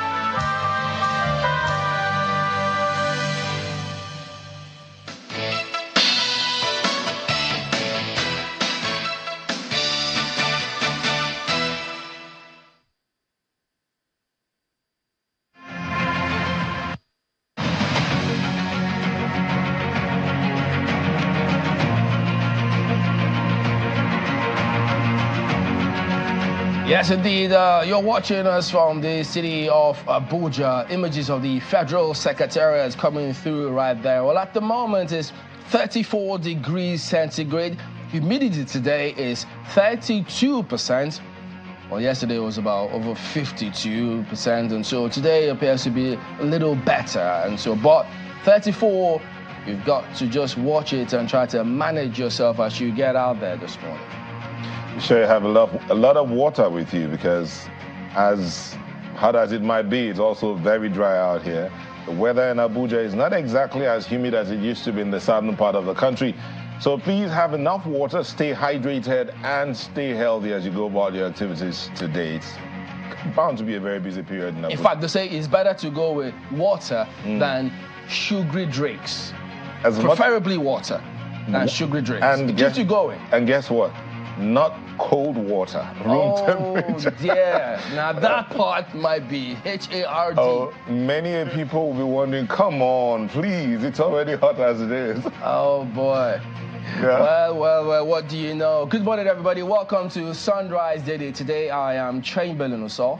Good morning, I'm Nelta Egbe. Well, you guys can hold on to your heat on that side because we have it a little warmer here. We're a little better here in Lagos. As the Morning Brief crew told you earlier, you know what the weather is saying here in Lagos. It's 26 degrees. Yeah, well, it's a little hotter than we like it, but hey, can we complain? Welcome. I'm Ayo Makin, and today is January 3, 2024. Just to remind you, the year is getting older already. Yeah, how could we forget that? It's already flying, galloping, yeah. But let it not be like the galloping inflation, which is biting at least most people in the bum. But you know what? There's this security challenge, so several people having meetings. And yesterday, as a matter of fact, the governors in North Central region, as we call them here in the country, you had that of Nasarawa State, you had Niger governor who visited their counterparts in Plateau State, the Plateau State governor, Move Twang, and they were talking about the attacks, the killings that happened there. And so they're equally concerned because they feel that what went on there shouldn't be allowed. It's not the case. It should not fester. And so the governor was quick to also just remind us of certain things about terrorists, bandits, criminals. What in the name, you might ask? Let's have a listen to what he said. Bandits are terrorists. There's no other word to explain it. Kidnappers are thieves, but bandits are terrorists. And we need to label them as such, so that we deal with them as such. So, all you editors out there, you heard him. You heard him. So when you write your scripts, maybe you should remember a thing or two about what he said.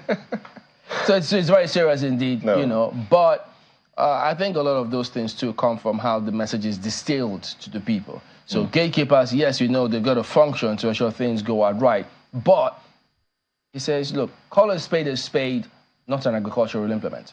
Indeed. I mean, what he's saying here reminds me of former President Goodluck Jonathan when he said corruption is not stealing. Ooh. It goes beyond that. It's a whole lot deeper than that. So in our choice of words, in commenting or writing or speaking about anything, we need to be careful about the words we use. If you listen to, if we had the opportunity to hear the Nasarawa State governor when he was speaking earlier before the Plateau State governor responded, he was talking about the things that are and what they should be termed and dealt with in that way. Because if you say it's an agricultural instrument, instead of calling it a spade, you would deal with it as what you've called it. But call it what it is. Don't say a kettle is a pot or a pot is a kettle. No, call it what it is and deal with it that way. That's why that argument, when it raged in the last administration as to brand these people terrorists, brand this group of people terrorists, it was indeed significant, because when that happens, the way they respond and treat them is completely different. And the government did at the time too. They branded several groups terrorists. And now he's saying, look, this is the case and they should be treated as such. And not that when they come in and attack, you take, 48 hours before they respond. He said, no, that shouldn't be the case. But, you know, the scenario playing out in Plateau, if you could take a look at some of these areas, you know, there's been several attacks in the last government. There was a lot of that went down. In one instance, 80, some 100 people killed. And these are not just flies. These are human lives, I tell you. And so there was a table of displaced communities in Mangu, Riyom, Burkin Ladi, Bokos, and Bassa that was compiled by some residents, and I think DMI might have had a look on this matter too. So they tabulated those areas that are affected, and they want something to be done about all of this, because if those persons are still occupying these areas, it's going to be huge. And also, what's behind the scenes also indicates that some of the sources also tell us that what will happen on probably the 8th of January will be significant. It will be huge. And we're talking about when the governorship elections will be determined at the Supreme Court level. Because the last time some agents also told us they were looking at the, quote, body language of the president at the time to decide whether or not they were going to attack or respond to the herdsmen as they should at the time. And so, yes, as funny as it sounds, that was the stark reality for some of those security agencies. They didn't know how to proceed. Even though the president did say at the time, shoot, if anyone is seen bearing AK-47, go for them. Yeah. We never saw any such thing. So what happens there? And as a matter of fact, they also tell us behind the scenes, watch Kano. If you tilt in Kano, anything can happen. Chairman, sometimes in talking about these things, we need to understand there's a clear line. What the Constitution says, what the laws of the land are saying. It's not about body language. The body language of whoever is in power is not the law. The law, and I know some will say, come on, Nelta, at the back behind the scenes, the body language of the person in power is the law. But fortunately for us, we have a president who said he would abide by the rule of law. And the law says the welfare and security of the citizens is primary duty of government. So let's see action done. If the law says this is wrong, then please follow it through. And this is to our brothers who are there working to ensure the safety of everybody else. We do appreciate what you're doing, but let's see people protected by the law. If someone is carrying a weapon or a tool that he or she is not supposed to carry, please let the person be dealt with according to the law, so that when you go to court, you won't come back and say, like yesterday, there was this news that broke about the courts going against the customs, fining them over 500 million for going contrary, I think, abuse of human rights or something like that. So clearly, there are laws in the land, and someone says Nigeria doesn't have a dearth of laws. A problem in Nigeria is enforcement. Who will enforce the law? Who will bail the cat? Well, Ayo is loaded today, so he will be talking about the law on the segment, on the program here today. So he might just give us a sneak peek as to what's in his head this morning. Ayo. Well, thank you, Chimele. One of the things that I find very interesting in what Nelta said is something that we've said here over and over again. And I still find it comical when I hear, some people say we're watching out the body language. I'm looking for the application or allocation of body language in any part of any constitution. So when the governor of Plateau State, you remember, Chimele, we had that interview with him, I think it was the 26th or 27th or thereabout of last month. And he was saying that he was mentioning those communities himself, that about 64 communities were still occupied by non-state actors. And what's in my head, I was so dumbfounded. And he said he was going to need to speak with the president. The first question in my head is, do we need the president to tell the security agencies to do their jobs? On the surface, maybe that's just me being ignorant, but that is what is required. In fact, when Chimele, you remember when we spoke with the CDS, one of the things that he said when we were talking about, the territorial integrity of Nigeria, I said, look, there is no territory to protect if the internal security itself, if the nation is busting from within. We have to protect it both within and outside. So if that is the thing, the perspective of the military, the security agencies all in total, then I am looking for the relevance of the so-called body language. But hey, maybe our guest this morning, when we talk about that, will be able to give us a sneak peek, or give us an elaboration of what all of that is about. Because I still find I'm still dumbfounded by it. Otherwise, there is then no basis for the so-called citizens' arrest, or is there? If these things are the way we're hearing them, Chimele. Well, that will be very interesting. So we'll talk about whether or not you are allowed to bear arms. I know it sounds funny, but is it there already and you don't know? Who knows? So I think Mr. Falada will shed a lot more light. I know he's on that subject matter. So just hang on with us. But just give us a moment. We'll be back to take you through some of the dailies here today.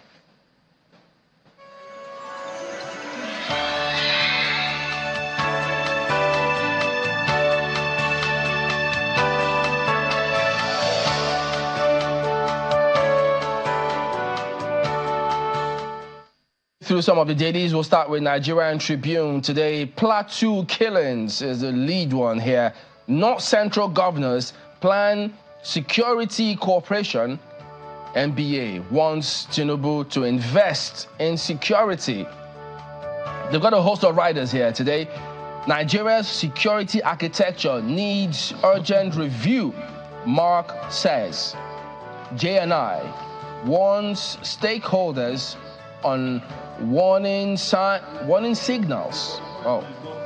Close IDP camps. Restore indigents to their ancestral homes. Southern Middle Belt leaders tell president. So that is huge here, I tell you guys. And so you want to find out who's Mark? What do they mean by Mark? So it's all there for you. That's the big lead right here. But as though we don't have enough challenges, you also get to see above this lead story, Nigeria may lose more than 50% skilled healthcare workforce by 2025. We're talking about next year, guys. Next year. That's ascribed to the NMA. So, alarm bells ringing here again. That's Tribune today. Alarm bells ringing everywhere about everything. But let's look at the Vanguard and what they lead with. The lead with this story, Tinubu's New Year address. No specific strategies to tackle challenges. Who's speaking? LCCI, that's the Lagos Chamber of Commerce and Industry. That's what they say. No specific strategies. And see the riders. Calls for private sector investment in power transmission. Economy to remain bleak in next 6 months. NECA says fuel subsidy removal, forex harmonization, worsened socioeconomic woes. Why 2024 will be challenging for manufacturing sector, coming from the Manufacturing Association of Nigeria. MAN. Page 8 will give you more details on that. Above the nameplate, you have that story. Clark Adebanjo Iwayanwu Pogu. Others write Tinubu. Killings in Middle Belt threatening Nigeria's existence. Whoa. Serious. A serious one there. But I'm sure the president's listening. I mean, coming from his statements and his stance, looks like he's ready to deal with anything that moves contrary to the law. But let's come down real quick. At the bottom strip, you have 11 sad story, 11 dead, 1 abducted as Boko Haram terrorists invade Chibok communities again. Not good. We do have some good news we'll tell you about later on in the course of the program. FG suspends accreditation of degrees certificates from Benin Republic, Togo. So wait, somebody asked me, so if I have one from there, genuine, what do I do? Well, if you had one from there before now, it should have been authenticated. But if you're just going to get it maybe in the last 6 months to 1 year, you probably have to. Oh, dear. Well, let's leave it there for the Vanguard newspaper. That's a tall order right there, guys. Very, very tall order. You're going to have to, as we say on the street, you go explain tire. Let's switch to Daily Trust newspaper, and I find the lead of the story very, very interesting this morning. North Central governors to FG identify root cause of Plateau killings for lasting peace. That's the lead of the Plateau State, the Daily Trust newspaper today. Look at the writers. NBA decries intelligence failure, asks Tinubu to prioritize security. Pandef Afenifere Ohaneze, MBF seek end to killings in North. 19 vigilantes, several bandits killed in Kaduna, 12 gunned down as Boko Haram attacks Chibok. This, oh God. Again? Chibok. All right. Well, that story is definitely something of concern because one would have expected that by now that community will be so shielded, having attracted the attention of the entire world to what we are and who we are. At the bottom of the page, 37 billion naira fraud. Ex-Minister Sidia faces EFCC today. Suspended NSIPA boss's loyalists finger Minister Edu's associates kick. EFCC mum on feud after raid. That'll be interesting. 37 billion naira is no mean cash. That's the lead story. That's another of the stories you'll find on the front page of the Daily Trust newspaper this morning. And let's switch to the Nigerian Observer. And what do we have on the front page of the Nigerian Observer? FG suspends evaluation, accreditation of degree certificates from Benin and Togo.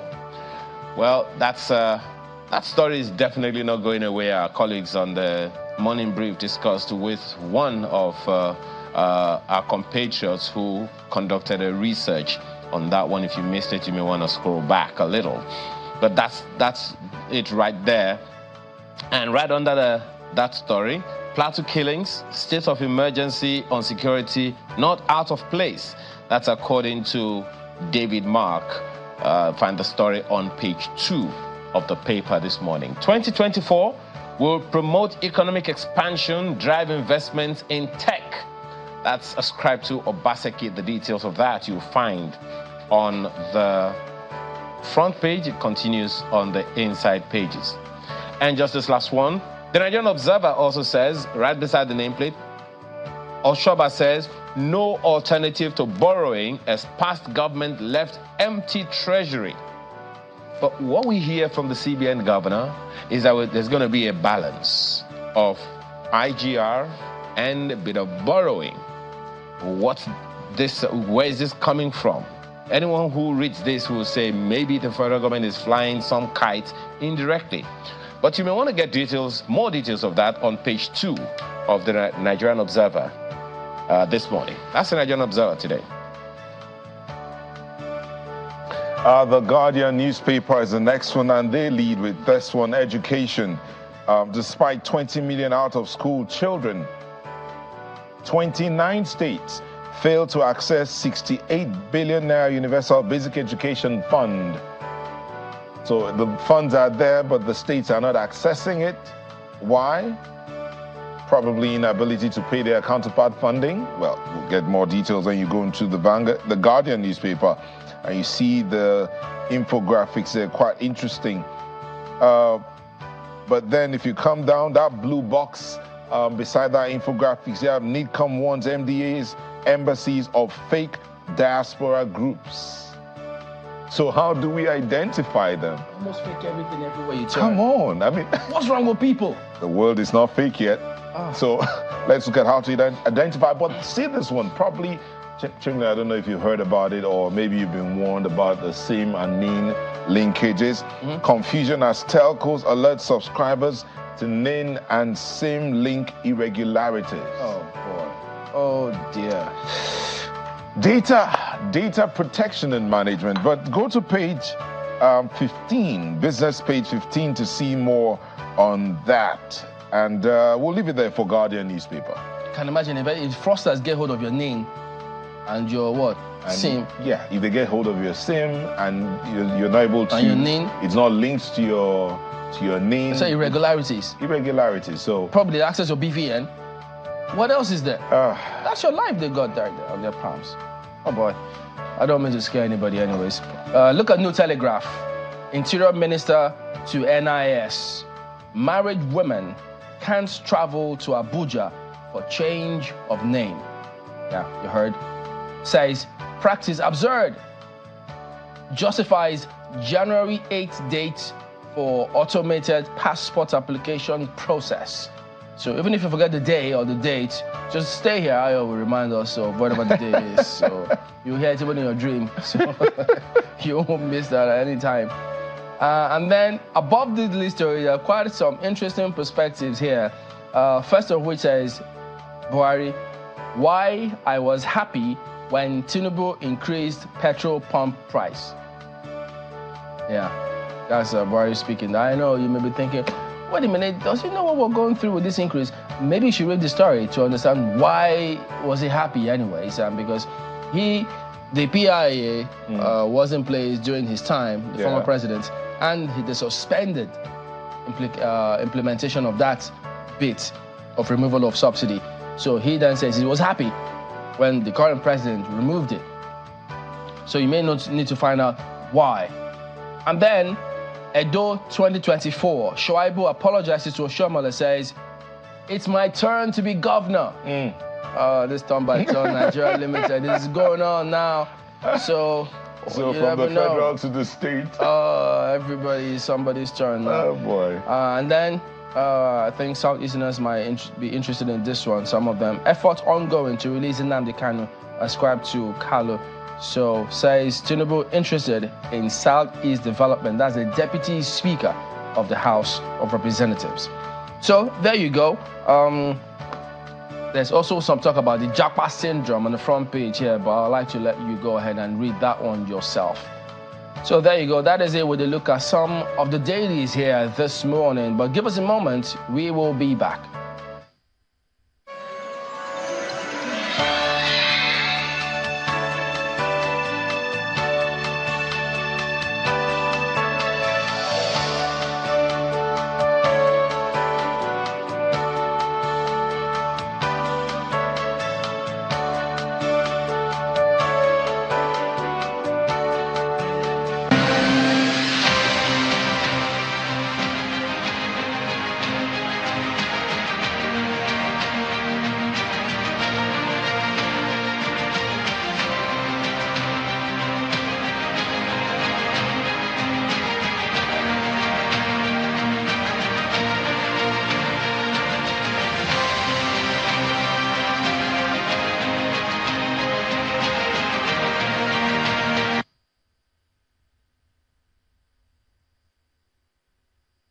Presented 27.5.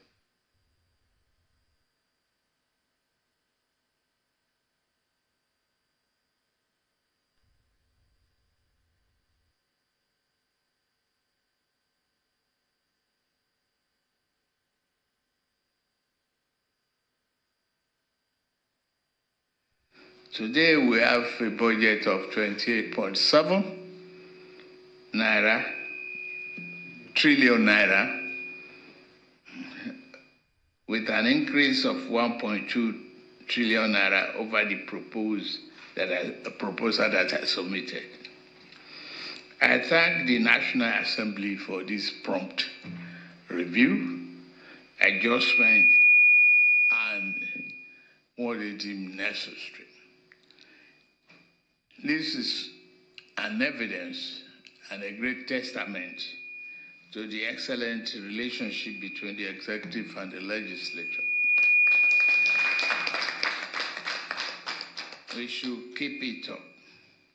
In my address then, I remarked that the budget is a budget of renewed hope. It's anchored on reducing the deficit and increasing capital expenditure, particularly in our priority areas. The approved 2024 budget that we just approved now achieve both objectives.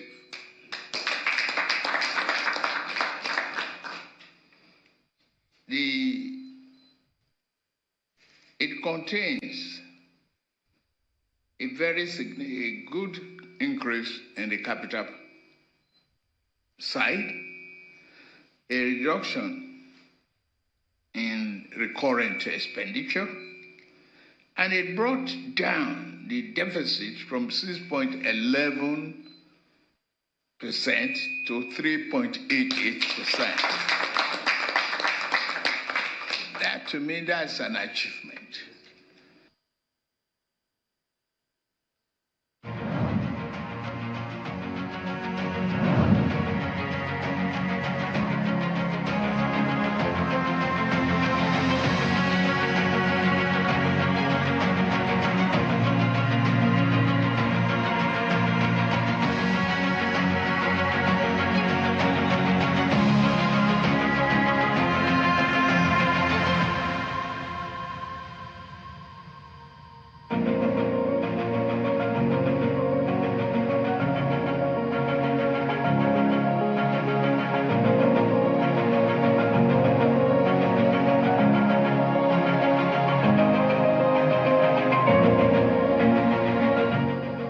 Welcome back. And just before we get into the conversation today, Chamberlain, the chairman of the Akwanga local government area, Nasarawa State, Safianu Issa, and 3 others who were abducted have regained their freedom.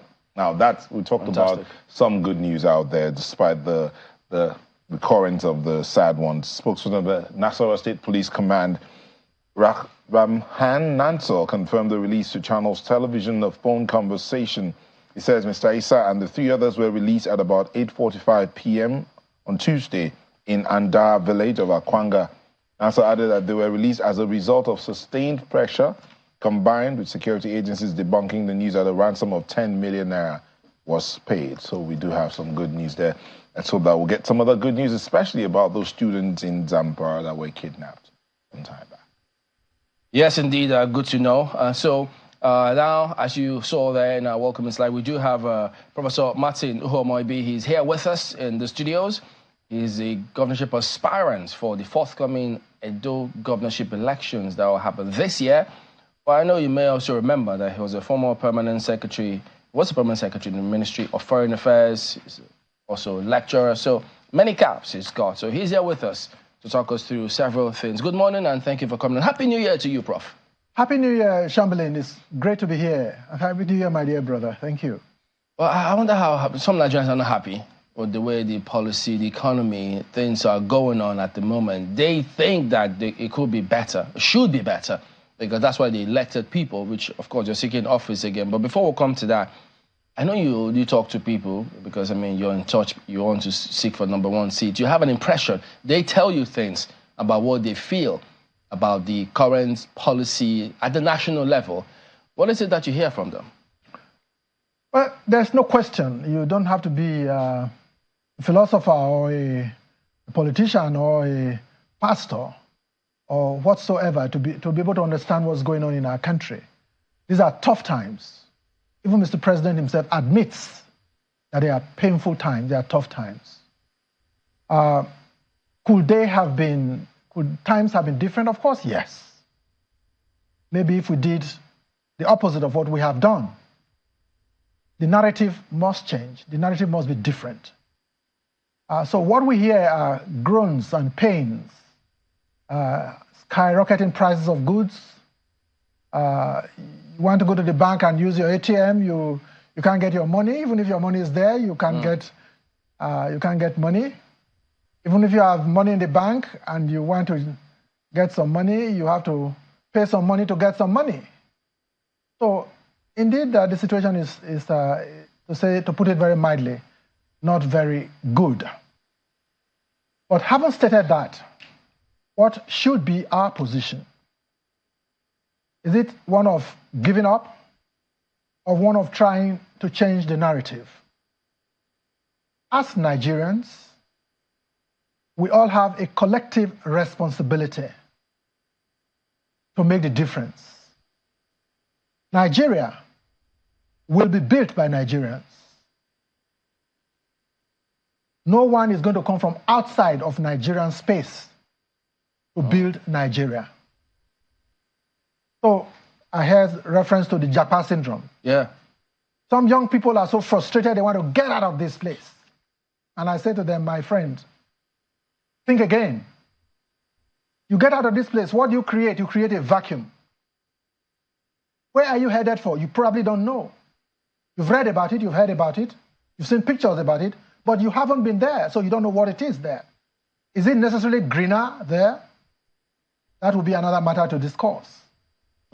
I have come to a conclusion that there is nowhere on earth that the pastures are greener than in my country, Nigeria. Though the challenge is we must all of us come together and resolve to take the narrative differently. But what do you tell people who say, yes, we want to come together. We tried to come together, not once, not twice. In fact, they easily remind us that the last elections, after their hopes were built up, they got out there, and goodness me, they never expected what they got. And so many just feel very hard done by with what went down. And so they just want to get out. Yes.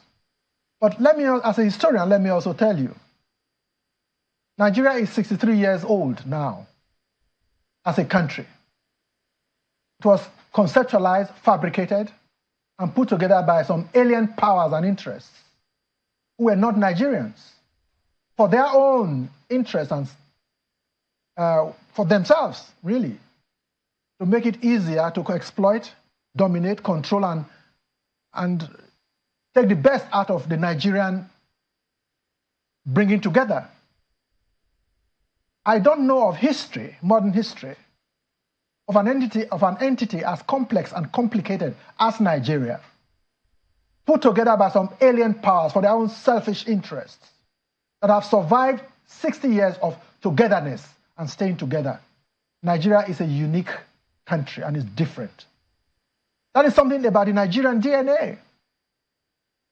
There's something about Nigeria that is uniquely Nigerian. You will not find it even across the border. We can talk about this for a very long time, but we are a dialoguing people. Our first instinct as a DNA people, as contented people, is to dialogue. What is the problem? Or who are you? Who are you? And when you make noise, it's to draw attention to yourself, not to fight. You mean what they say? Do you know who I am? On the streets. So that's who we are. We're dialoguing people. We're not a conflict-afflicted people. And so that is very key. And that comes from the fact that we are the centers of some of the most ancient African empires and kingdoms that existed in history. You know, Prof, let's stay with a bit of history here. When you talk about, one of your first statements was, we have to come together. Yeah. But the picture out there most times is a question of us against them or them against us. So we have to come together, and Chamberlain alluded to that. So you see people coming together, but then another group of people is thinking, no, as someone says, it's my turn.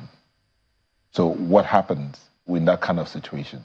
Where is that togetherness that you're alluding to in the Nigerian spirit that has been in the DNA from way back?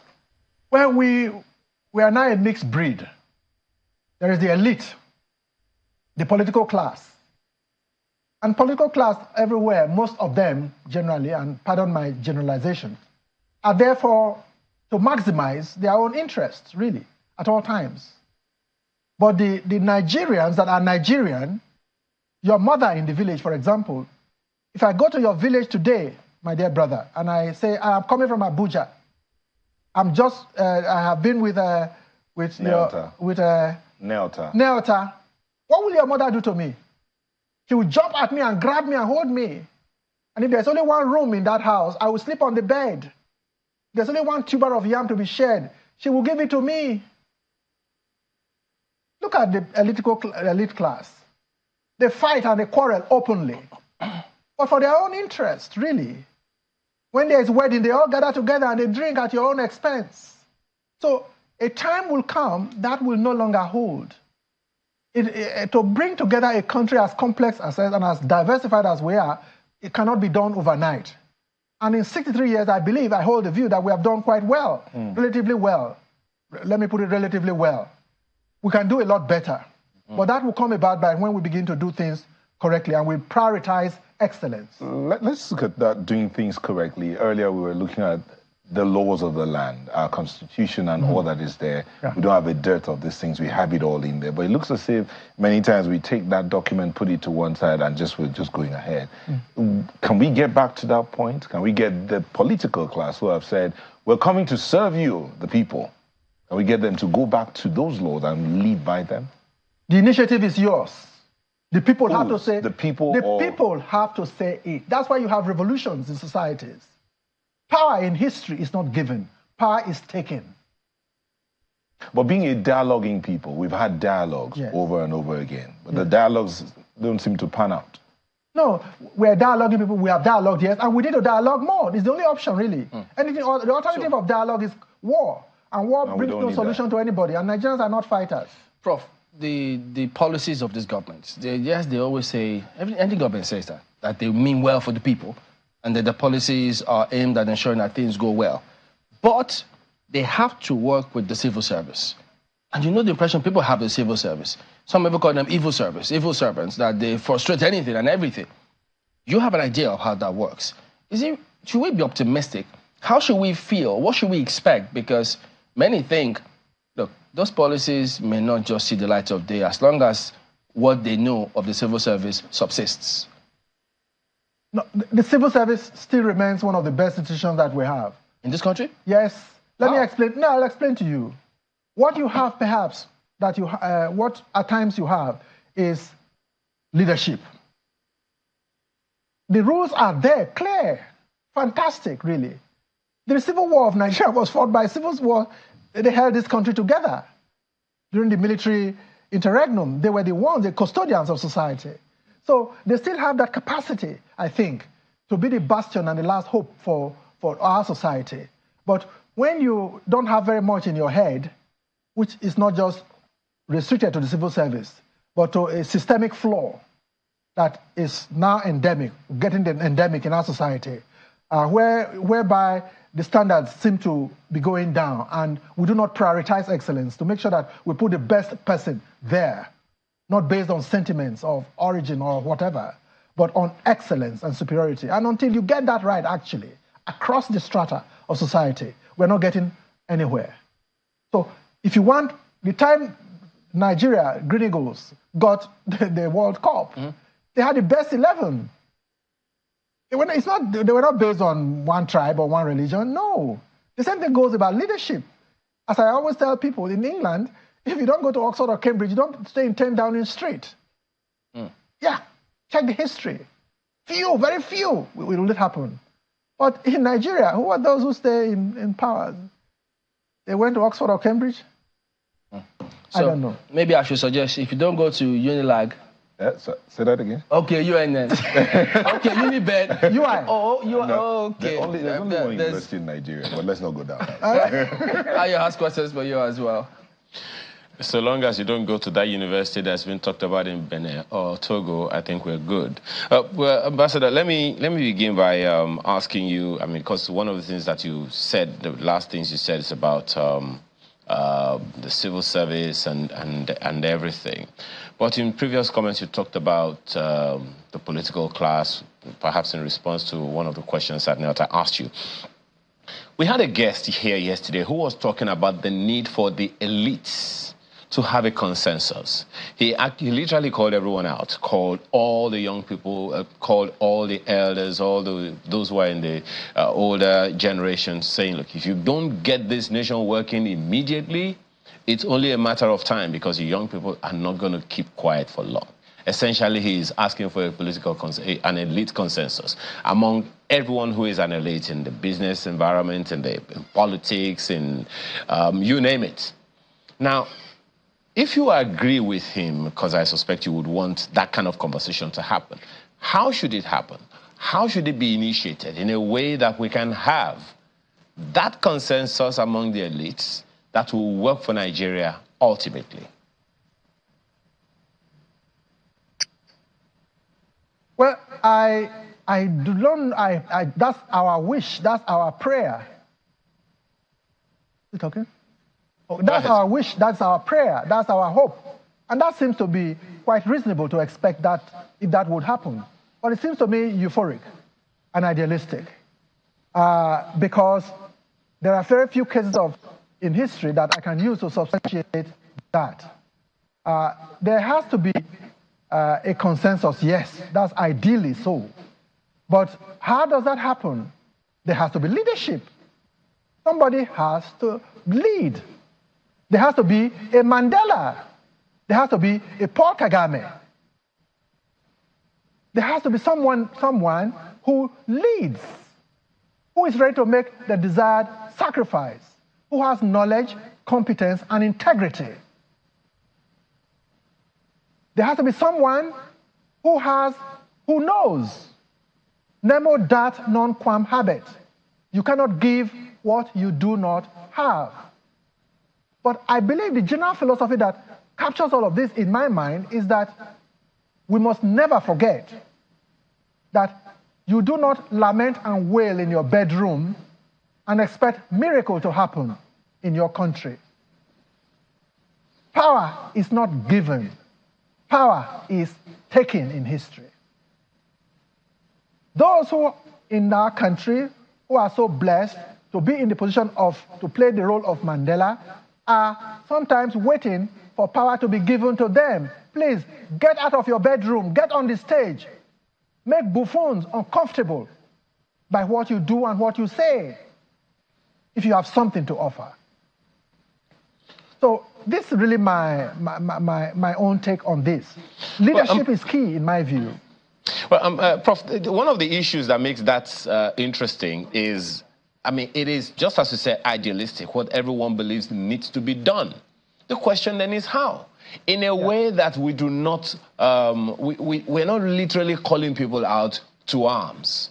You remember clearly what happened as a consequence of the annulment of the June 12 elections. Everyone believed that the military was in the wrong. But what happened eventually? People trooped to the streets, literally taking the law into their own hands. You also remember the fallout of the fuel price increase of 2012, when the people went out and we all saw what happened. It didn't really achieve the kind of thing that we wanted. So if this was to be done by whoever is well-meaning, and you've mentioned a few of them already, how? That's the question. Do they have to be political leaders? Do you think Nigerians have enough confidence in the political leaders that they should get that done? How? That's the question, Prof. Do you just look at what has just happened? In which year was this? You had the NSAS protest. Did anybody expect that to happen? The way it happened and how it happened? After the NSAS problem, you have the Obi movement. Have you ever seen such a revolution in the history of Nigeria? The history of nations is not, democracy is not built overnight. Nations take decades and centuries to grow. As I said, Nigeria has 6 decades, 376 ethnic nationalities, speaking over 500 languages, in one entity fabricated by an alien power. That is Nigeria defined for you. I do not expect a miracle to happen here overnight, but we have a role to build so that a country called Nigeria would grow and become what it is destined to be. And I have a thesis. The global ascendancy of Nigeria is unstoppable. The global ascendancy of Nigeria is unstoppable. And you can see it from where we were. Where were we in 1960? There was a University College Ibadan, built reluctantly in 1948. Today, how many universities do you have in Nigeria? Tell me. 2, there was no Abuja at independence. How many countries in the world, in Africa, independent Nigeria, have moved out from where the colonial masters left them and built a capital city like Abuja? Tell me who has done this with its own resources to foster new unity and grow our nation. Nigeria has done it. It's unprecedented. Well, tell me, we can go on, but let me time is a limit. This morning, part of the review of the dailies is they quoted the deputy governor of Edo State, Mr. Shuaibu, who says he's apologized to the former governor, Shomole, and saying it is now his own turn to be governor. You want to vie for that seat as well. And so they have himself, we have several people who are in his party also angling for the same thing. You, a diplomat, an academic, now you want to put on a political hat. How do you think this is going to play out? I'm passionately Nigerian, and that is part of the cross I carry. I cannot think and do anything un-Nigerian, and I'm so proud to be a Nigerian. I hold a doctorate degree from Oxford University. I was 27 at the time.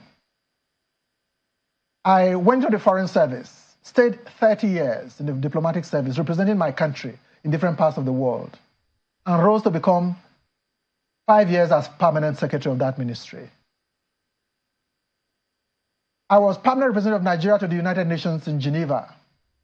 And while there, representing my country as permanent representative, I was privileged to be elected the first African president of the United Nations Human Rights Council. And simultaneously, I was also elected by those who did not want me in the first position as president of the World Intellectual Property Organization. Not many countries produce someone who holds those 2 global positions simultaneously in the history of the UN system.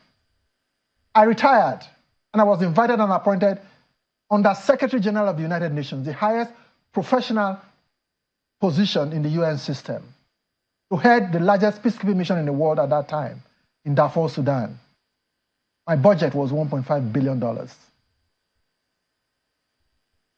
Now, I look at all of this and I say to myself, hey, where are you? Look at your country. Look at where we are. Look at my own state, for example. Can't we do better than we have done? You know that you cannot give what you do not have. Nemo dat non quam habet. Martin, you have something to give. How else can you define what has happened to you in life? What are your traditional titles? I'm the Ebusetale of Ewato Kingdom. Ewato is the place where I was born. I call it the center of the universe. Ebusetale means the word of God. 3 years ago, the Onoji of Irua, the primus inter pares among the traditional laws in my part, gave me a title, the God sent Onosejele of Eastern Land. Martin, if you now they want a governor from Eastern, and you are the Onosejele of Eastern Land, and you have the pedigree that you have, what stops you from joining in the race? Can you play dirty politics? I believe, no, politics doesn't have to be dirty. Or some of you see what they do. No, people make it so. It doesn't have to be. But as I always say, you cannot give what you do not have. You don't have to be. Politics doesn't have to be dirty. Politics can be neat. Politics is about service. Life is about service. I am not hungry. I had a father who died in 2005. When we go abroad and we come back and we see him dressed very simply, hey, Papa, do you still have money? Say, my friend, don't ask me if I have money. I have money, only they don't use me to buy anything. He was sending a message that this life is not about accumulation. You came to this world with nothing, and you will live with nothing. What kind of message would you tell the electorate to make them swing towards picking you? Choose what you want. Your destiny is in your own hands. If you want where you are now to continue to be the cycle, then go on. Support mercantilists, politicians. There are 3 categories of politicians. There's the philosopher king and the welfarist ones. The second one are those who use force, the coercive means. The third category are the mercantilists. Which one are you? Wait a minute. The mercantilists are those who have $10 billion to use, and they are ready to bring it in because it's an investment for them. When they get in there and they invest $10 billion, they will take out $100 billion of your money, and you have no choice because you have been bought. But if you are there and you want to serve, you care about the welfare of the people, you care about the future of your country and of your people, you will do differently. And that depends on the content of your mind and the philosophy that you have. I proudly belong to the first category. Well, we do wish you well, but we know that in our political system, there's a delegate system that gives you the ticket, first of all. You have to get that ticket. And those guys, I dare say, they think and behave differently. They don't think and behave like the electorate. They want money, sometimes. Most times. Most times. Oh, there you go. Most times. But if you allow yourself to be bought, I'm sorry, because poverty has been weaponized, then take the consequences of being a slave. That's what you become. But if you value the future of your country, if you value the future of your children, and you want all your children to be here when God calls you, and not Japa, and your house becomes vacant. That's the history of Africa from Egypt to now. When Christ was born, we just celebrated Christmas. The safest place on earth for him to be kept away from Herod was Egypt. Egypt in Africa, run by black people. The rest is history. If you want, you go to the villages now and see, houses are empty. Where are they? They have all jacquard. That's modern slavery. Jacquard syndrome is modern slavery. And you go there, that's not your place, it is clear, and you'll be treated as one who does not own the place. And your place here becomes vacant, and nature abhors vacuum. elements will come from somewhere and take it over. That is the history of my dear continent. I will not be complicit in that. That is the choice we have to make.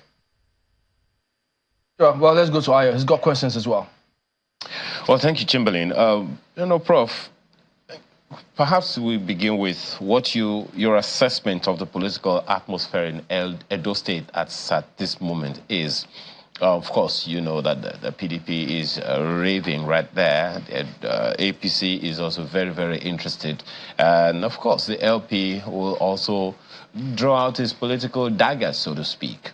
So what's your assessment of the political sphere, the political atmosphere in Edo State, given activities in the recent past and the build-up to the coming election in Edo State from what we had in February last year? No, the atmosphere there is not surprising in my own thinking. I think it's quite natural for people as politically sensitive as Edo State is, and very literate people are dominant there. You know that Edo, we have a history.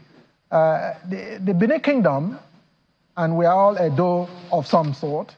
We have long history that will match the history of kingdoms anywhere in the world. So we're very conscious of who we are, of our identity, and we're very proud of our identity. And everybody feels that he has a right and a responsibility to be part of that society and to actively participate in what goes on in that country, in that part of the country. So politics is active, alive, and well in Edo State. And a lot of interest, aspirants, of course, have come forward wanting to aspire to that position of governorship. And it is not surprising for me, but in the end, all our expectation is that the right thing will be done, and that the field will be plain and even for everyone to participate, and let the people decide what will happen. But as Chamberlain said earlier, there is a process of the delegates and money. That is also true. But if you want, that will be your own choice, in my view. If you want to buy, you want to be bought for 5,000 naira to change to vote for me, good luck to you. If you want to be bought, that's your choice. You've chosen to be a slave. But if you value your independence and you value the future of your children, you also take your decision. The decision is yours. As I said, historically, in my part of Edo State, we have what we call Adaze. Adaze, that's a gentleman. Your integrity and your pedigree. It's what counts. You remember what happened when somebody came and said, we all must vote for this person? And they told him, please, live here. This place is Benin. It's not somewhere else. And that happened. So we have a culture that still talks about dignity and the humanity of the person. And I trust that will play. Instead of allowing yourself to be bought for 5,000 naira, and for the next 8 years, you are on your own. Well, I want a society where my children will be around when God wants to call me. There are 4 last things. 4 last things. Death. We will all die. Whether you are wearing a bow tie or you are wearing a long tie. Whether you speak good English or you speak badly. The second thing after death, when God calls you at a date and time he alone knows, you will face judgment from him. You'll be judged on 2 platforms. What you did and what you failed to do. That will determine your place in eternity, hell or heaven. Not for 1 million years or 3 million years. And when you are being judged, there is no appeal court. There's no going to court in it. It's you. And you will not be called broadcaster, professor, distinguished senator. No, you'll be called by the name you were called when you were in your mama's womb. So humility, knowledge, competence is key. This life is about service, allowing yourself to be used, not stealing money, looting and dumping money. And you tell me that snakes ate the money. Well, Prof, granted as that is, a number of people would wonder how that would really play out. Well, we do recall that the former president, Muhammadu Buhari, information available says that he didn't pay anyone. And of course, we also remember that in the political build-up of the past presidential election, one of the candidates said they don't give shishi. But that's for presidential levels with so many other stakes at play. How do you see that happening in Edo State? Perhaps the challenge is that of communication. Perhaps the challenge is that of how we encode the information that people will decode at their own whims, especially when you also say that poverty has been weaponized. So it generally goes to the highest bidder. Feed today, I will deal with tomorrow later. What kind of communication should be going out in that regard? The communication that should be going out there is that you will make a difference. You will emphasize the right things. You will serve the people. You will help to build a future for their children and grandchildren. You will ensure security. You provide an enabling environment, equal opportunities for all. And the money that is allocated for you and investment that you will attract outside will be for the people. And your pedigree should be able to speak for you as well. You will not go and impose your ideas on the people. You will learn and utilize consultation at the grassroots. Talk to the people in the local government areas. Talk to people in the streets. Talk to people in the marketplaces before you come up with ideas that are grandiose and grandiloquent and do not add value to the life of the people. I believe people know what is good, really, generally. But to have the courage to make that decision and go for what is good for them and for the future of their children is a challenge for them because they have chosen that path. You cannot lament and wail and hope that solutions will come. You must act and act correctly for the right thing to be done. Well, you cannot give what you do not have. Yeah. You cannot My apologies. Those comments that you have just made, they are for the electorate, largely. How about the political structure? How about the people who will say, okay, let Professor Omoibe be our candidate for this election? How about the people that are going to say, okay, before we can even allow you to get this ticket, you're going to need to do some things for us? What kind of compromises are you willing to make to become governor of your state in the interest of the larger population? Because there are those who believe that the people who really hold power are very few of them, and they determine who becomes the candidate and perhaps eventually who becomes governor or who becomes governor of the state.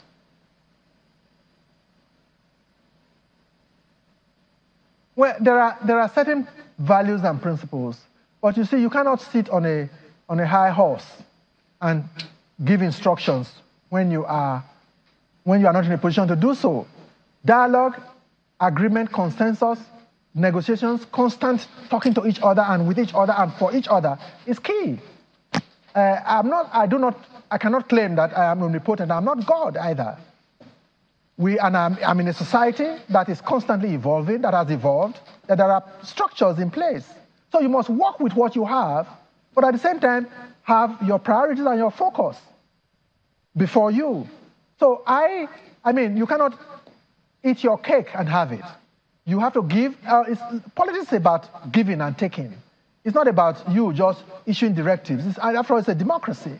And everybody must be able to speak, and we must be able to interact, and you listen to each other, and you benefit from each other. And what is best for society is evolved. So no one is going to come there with an attitude that he knows all and he knows everything, and that his will alone must prevail. But that we can work together and build a consensus for the betterment of the society.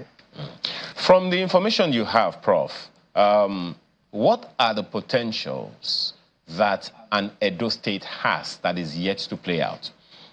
One of the candidates in the election for a governor of Edo State, I saw a headline that says that he's promising that he can make Edo State like Switzerland or something within the first 4 or 8 years. Perhaps that speaks to potential, which many people may not see. What are the potential that you see in your state that hasn't been harnessed nor even explored over time? What are the inhibitions standing in the way of achieving those potential? And what are you going to do about them? Actually, that aspirant is one who is talking to you, who made that statement, that Edo State can become the Switzerland of Nigeria. I needed to bring it up that way. I said that with, not sentimentally, but really and very frankly, because I've been Nigeria's permanent representative and ambassador to that particular country that we just spoke about. Look at Edo State.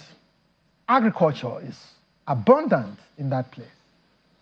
So we have a lot of potentials in the agricultural sector that can be tapped and utilized if properly. If we have industries to take care of this and create employment for our youth. That's one key area. The second area, of course, is our people have capacity, and we can have qualitative education for our youth. And skills acquisition can become part of our system, that they're able to learn skills and be able to employ even themselves. And so agriculture is also key, as I just said, agriculture and food security. Once you have a hungry person, you have an angry man at your disposal. And that's what you have in most of our societies. So if you're able to take care of food security, if you're able to bolster agriculture and help to translate this into something that makes life meaningful for our people, I believe the narrative will change. Energy and infrastructure. Look at our industries, the breweries, for example. Look at the Okpela cement factory. I don't know what is going on there, but are we getting as much as we should get from the cement factory itself? So we have many things, many assets and potentialities in Edo State that can be translated into concrete good for the benefit of the millions of people that make up that state. And we must be able to exploit and maximize the capacity and the potential which that state has, which made it one of the most advanced kingdoms in the 14th century when the Papal Bull of Demarcation was signed. There were only two countries that the Pope divided the world into, Spain and Portugal. The Oba of Benin had an envoy accredited to the King of Spain and the King of Portugal. Where were the countries that we talk about Japan into today? Where were they at that time, in the 15th century or in the 14th century? But Edo was already a kingdom that the whole world took notice of. Well, Prof, you spoke about four things, and you mentioned two, but hopefully we'll see if we can get to the other two.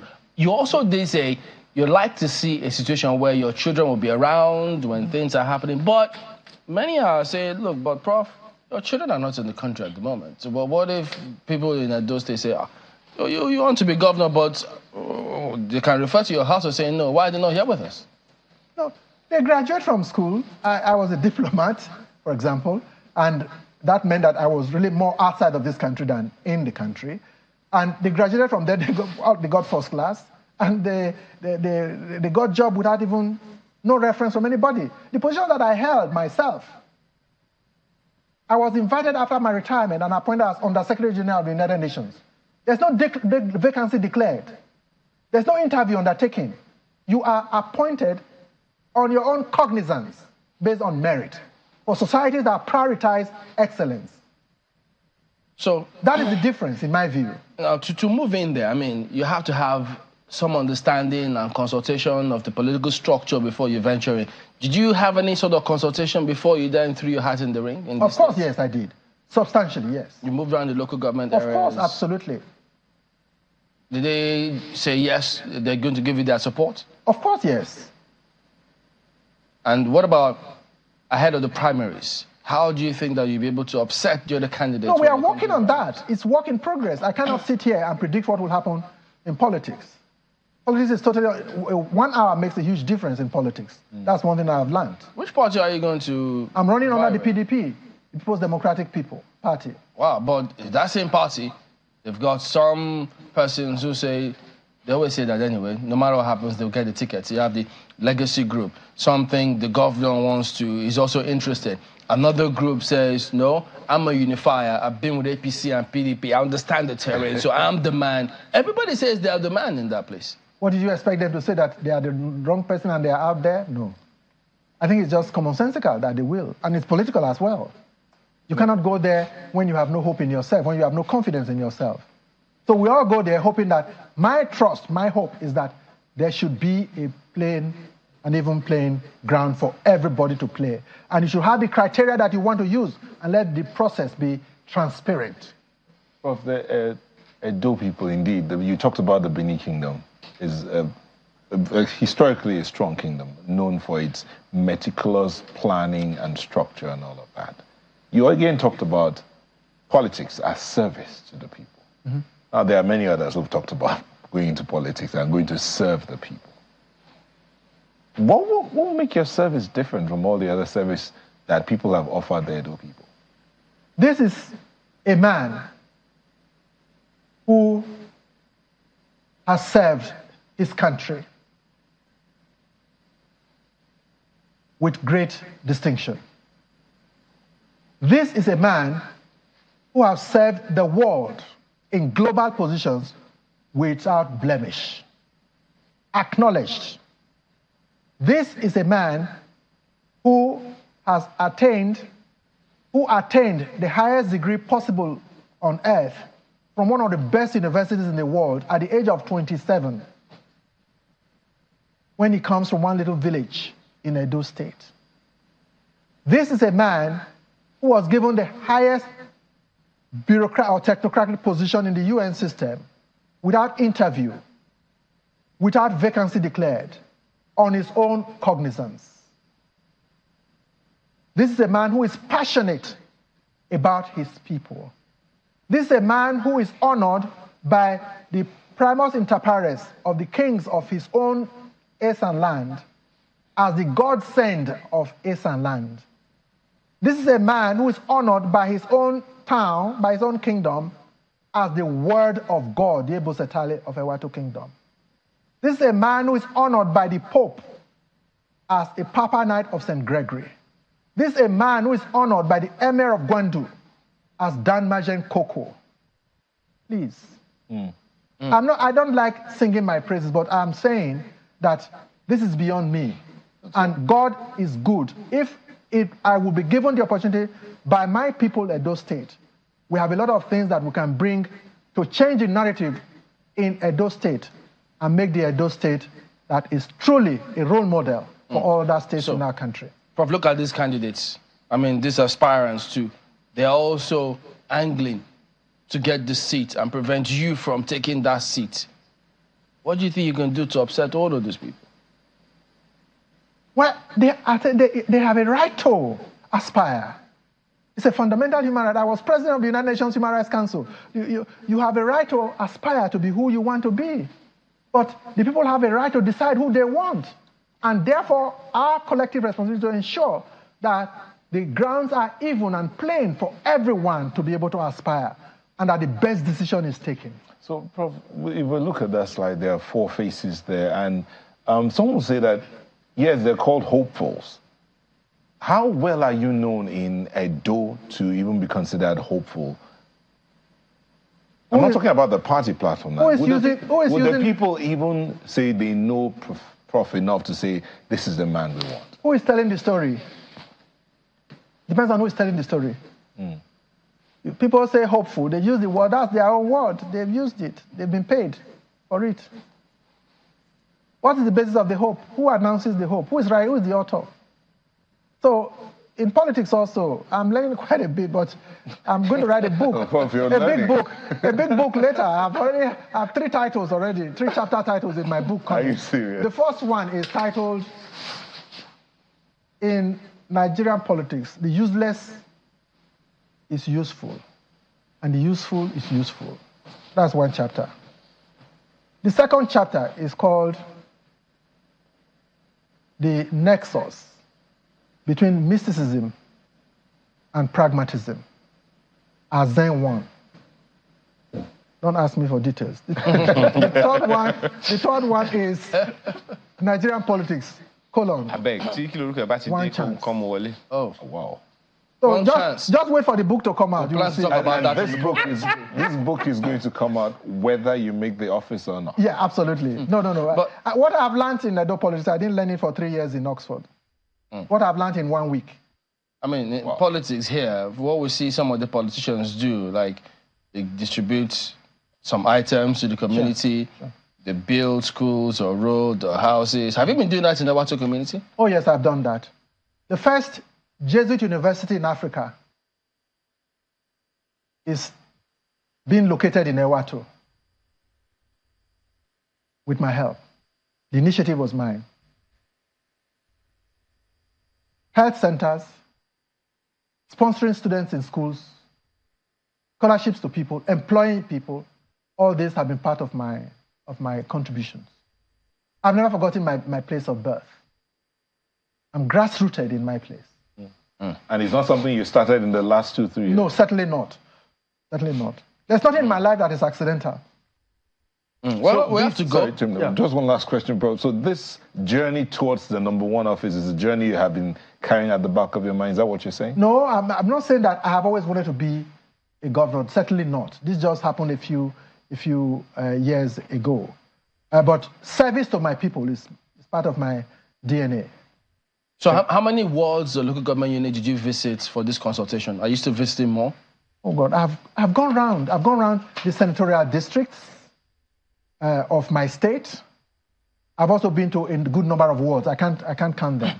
And with those two other points, because you said you were going to talk about 4 things. That last. I think it's the last 4 things. You said the last 4 things that you mentioned how many? 2. Mentioned 2 that No, you'll be I judged. talked about 4 last things. Yes. You Death, mentioned judgment, 2. hell, and heaven. But if you are talking about what I will do, I said I will focus on youth employment and empowerment through empowerment programs. I will also focus on having qualitative education and skills acquisition. I will focus on agriculture and food security, among other things. All right, we have to thank you for coming on, Ambassador. I think Professor Martin Uhomoibi, who's a governorship aspirant for Edo State under the PDP. He's a former permanent secretary, Ministry of Foreign Affairs, and former, as you also heard, the Under Secretary General of the UN. Thank you for coming, and all the best to you, Prof. Thank you, Shambelina. Thank you, my dear brother. All right, so we're back in a moment. Don't go away. Oh, boy.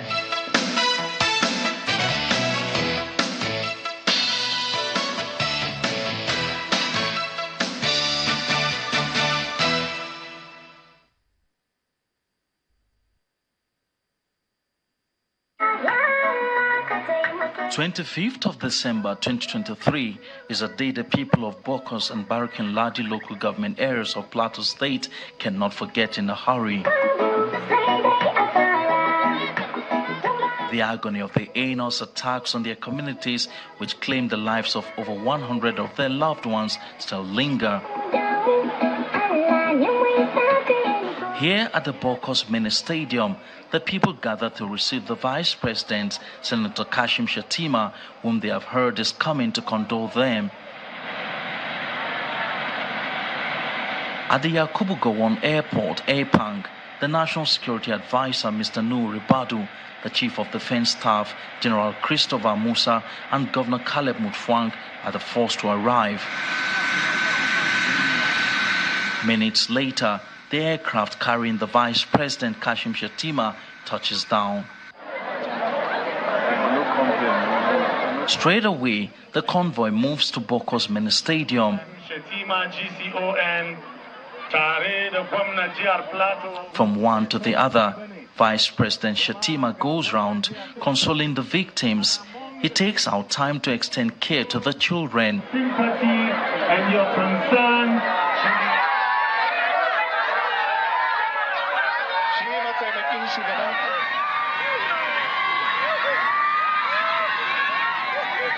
The transition chairman of Bokos Local Government Council gives an update on the casualty figures from the attacks. The number of deaths recorded as of yesterday is 148 that were massacred. 25 communities affected, 1,290 homes were burned down, 81 vehicles, 187 motorcycles, 267 water pumps, and 88 people are now receiving treatment in various hospitals here in Bokos and Jos.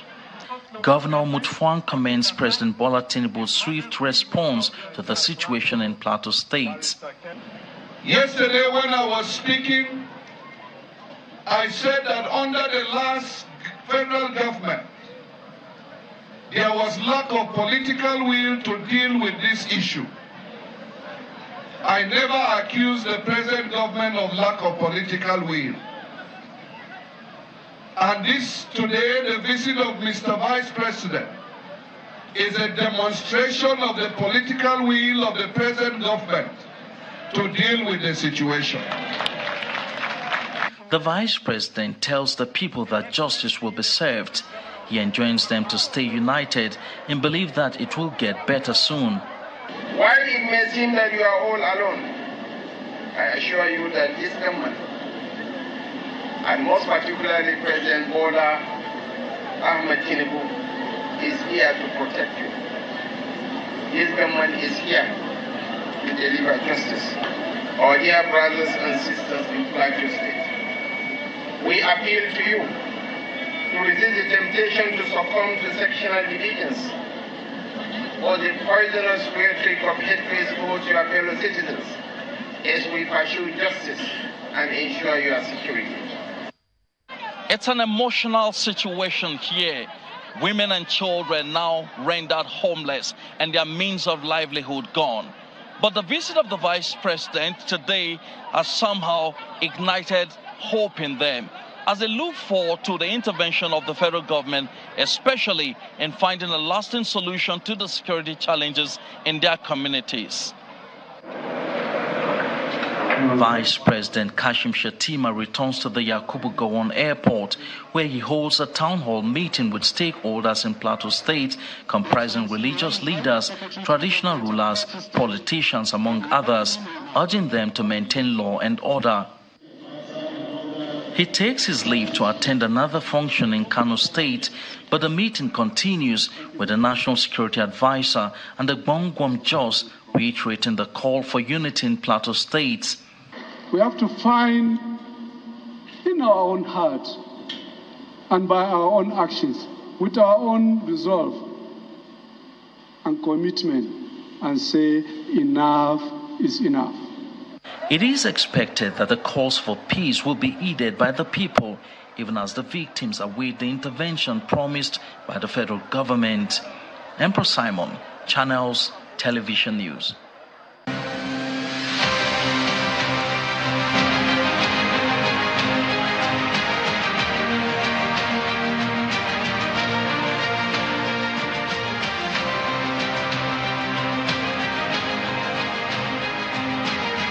To bear arms or not to bear arms? That's part of our conversation this morning with Mr. Femi Falana, who is a senior advocate of Nigeria, and he's been quite forthright when it comes to human rights. Thanks for joining us this morning. Thank you very much.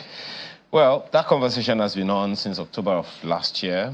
Among other, times that it has come up for Nigerians to bear when a member of the House of Representatives, said on the floor of the House that, look, Nigerians should be allowed to bear arms. And of course, when we put that question to the Chief of Army Staff, he said he doesn't think it's a good idea. It's a call to anarchy. What's your take on it? In the first place, we have to discuss the right, and then proceed to examine the propriety. In the first place, it is not correct to say that Nigerians have no right to bear arms.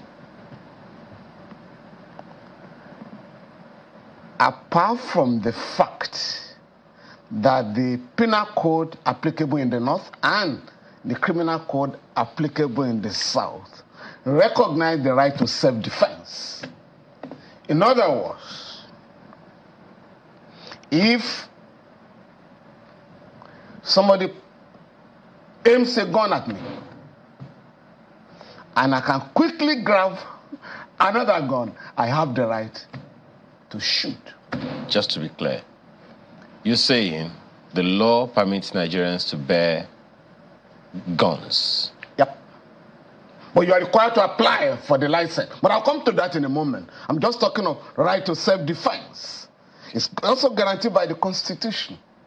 All I'm required to do is that I must not use a force that is not proportional to the threat. In other words, if you are going to hit me with a cane, I cannot go for a gun. That will not be proportional. So the proportionality is the issue. Under Section 33 of the Constitution, which guarantees the right to life. The right to life is sacrosanct. But there are exceptions. Section 33, subsection 2 provides that somebody will not be said to have lost his right to life under the Constitution if he loses his life because some force was applied while he or she is trying to kill another person or to steal my property. Well, you know, it's a capitalist society. The right to property is also sacrosanct. So, in other words, somebody can lose his life if he's trying to kill another citizen or trying to remove the property of another citizen. Somebody can deploy some force, but the force must be reasonable. You've got me confused here, Mr. No, we're coming there. So, first of all, you talked about the fact that Nigerians can bear arms according to the law. Yeah, under the Firearms Act, Good. You are required to apply for a license to bear arms. Okay, we're coming there. Now, you also said that the force, both ways, must be proportional. Yes. How do I know the kind of proportion the other fellow was bringing my way? For me to know the kind of You proportion? have to look at the circumstances. For instance, if a gang of armed robbers took over your house, whatever force you can muster, the law allows you to deploy it. Any force you can muster. Because they've already surrounded your house.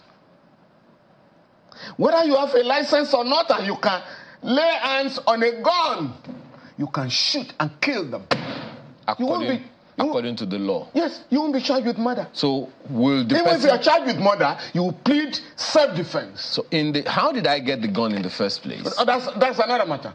That's another matter. Once the law says, I can defend myself by deploying force that is reasonable or proportional, I can grab it from anybody. But if you now want to, I'm reacting to what the Chief of Army Staff said. I am saying,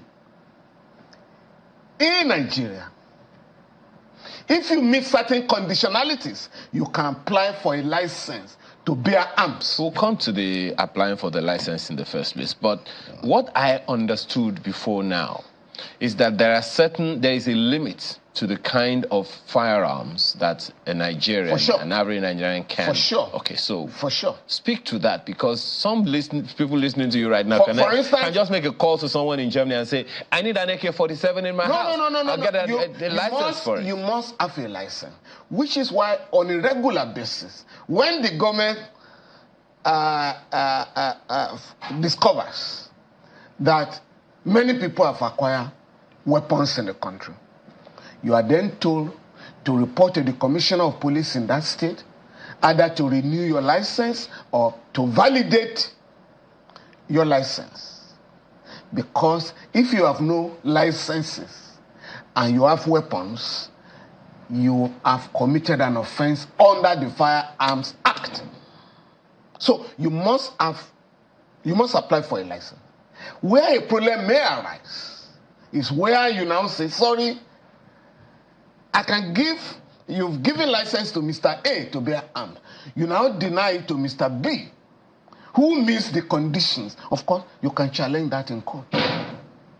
Before or after I've been killed by a firearm that I did not? No, for denier, the denier. Okay. The denier can be challenged. Let's stick with this for a little while longer, Mr. Falana.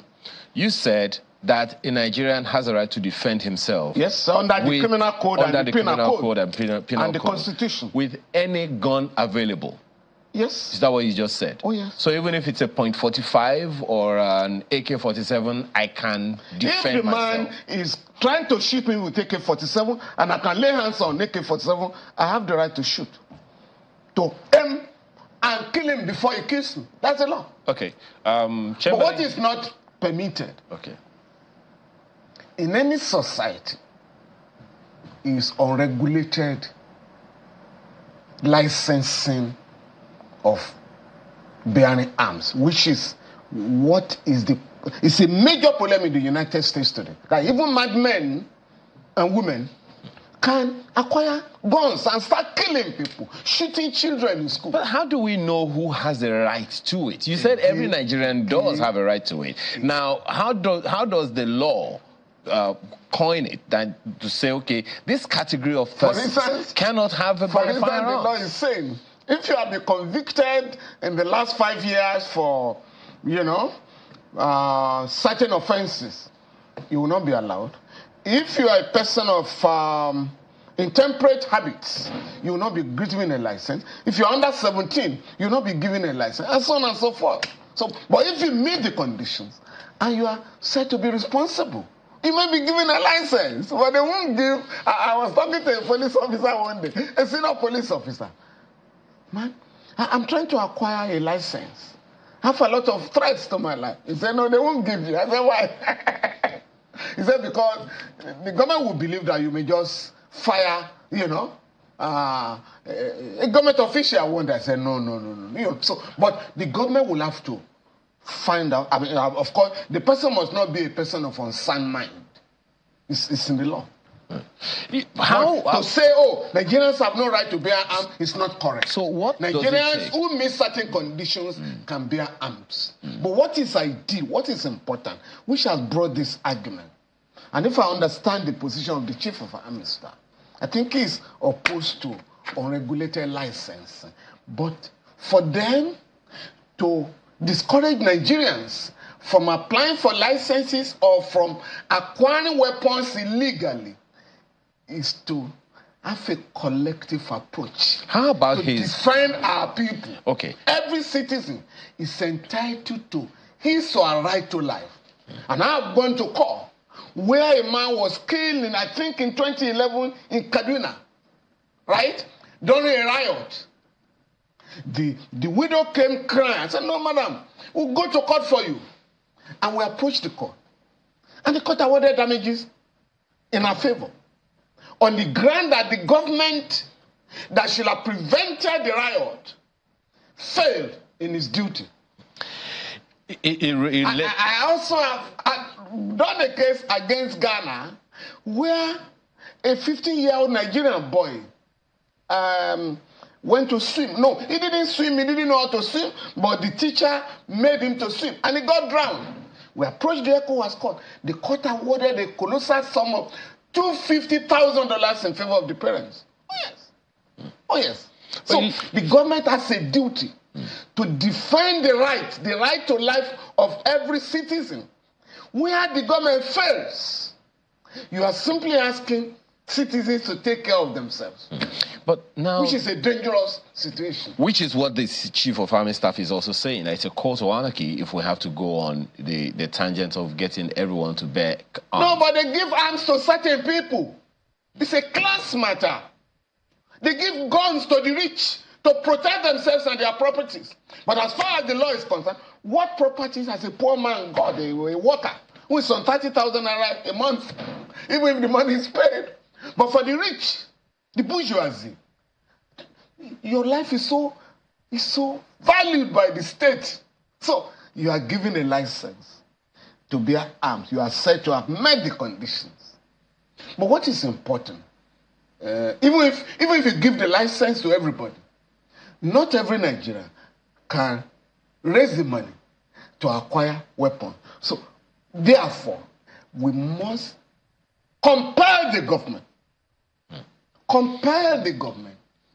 to provide for the security of every citizen. It's so stated in the Constitution. The security and welfare of the people shall be the primary purpose of government. Section 14. Let's explore that last point you just made now, when you talk about the bourgeoisie being empowered. Yes.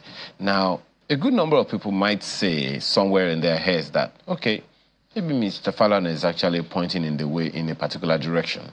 That politicians or the political class who wants to get these things done by every means can empower some of their cronies and, give them arms, get the licenses for them.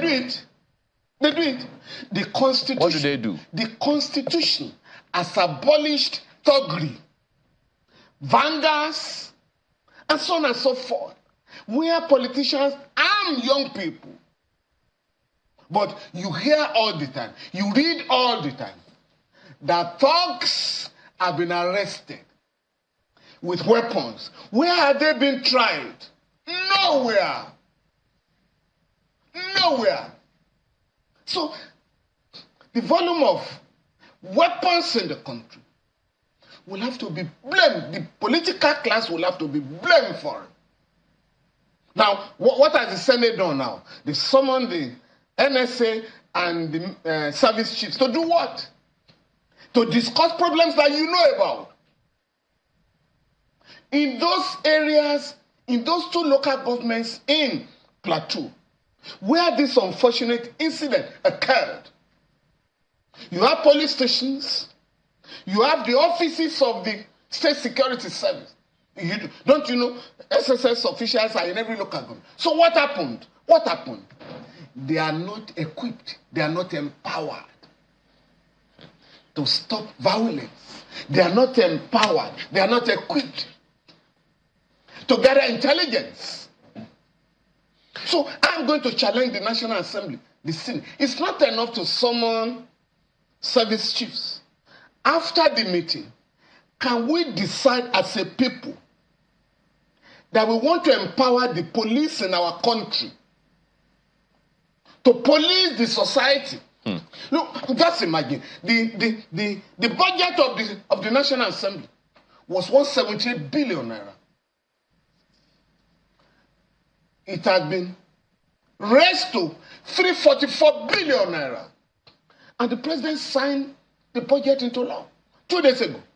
Can you say such a country cannot equip the police if it is committed to do so? Just a quick thing about the communities in Plateau State that you mentioned. Yes. The governor of the state said, you know, the same thing about some, about 64 communities or thereabout being occupied, you know, by non-state actors, or so to speak. And and a number of people, and you also heard him when, you know, before the comment that, you know, when we came live, talking about the fact that he didn't accuse the previous government of not having the political will, but he's asking for this government to muster the political will to do the needful by the people in those communities. Now, when you hear that kind of rhetoric, the question in my mind is, Mr. Falana, what do we need the political will for when the Constitution and the law is clear about what the security agencies need to do? No, I am saying the security agencies are not equipped. Is that the political will? Yes. If the political will is mustered today, we can stop these illegal, unlawful killings. Could you please define political will? Because I don't know. All right. I have just given you an instance whereby the president sent a budget to the National Assembly. For legislators, federal legislators, your budget will be 178 billion. On their own, they raised it to 344 billion naira. And that has become the law. The same National Assembly, the same government, the president and the National Assembly can have a special session tomorrow to say we are going to equip the police in Nigeria. So we are going to make provision for the police to acquire weapons, to acquire vehicles, to make gadgets available in their offices, and to train them to stop unlawful killings in Nigeria. But nobody is addressing that. All we are being told, NSA, service chiefs come. What happened? They will be given the explanation, right? And that is the end of the matter. We are waiting for the next one. In the last 10 years, or rather in the last 24 years, you have had more than 20 incidents in Plateau State, in Benue State, in many other states in the country. Okay. Well, Mr. Falana, there's so many other issues to raise on that one, but my colleagues also would like to comment on this. Go ahead, guys.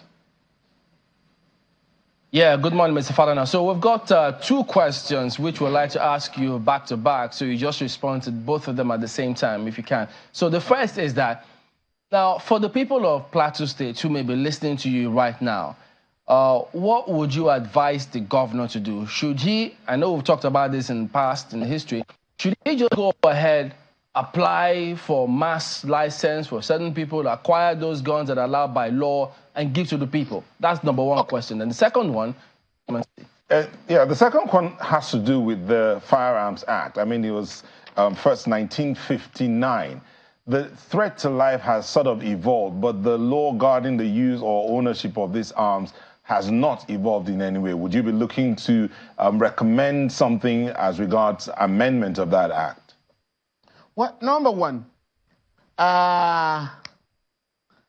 on Plateau State, I can say that I was rather flabbergasted that the governor of the state or the federal government never declare curfew, never impose curfew on that state, at least to stop the nocturnal killings.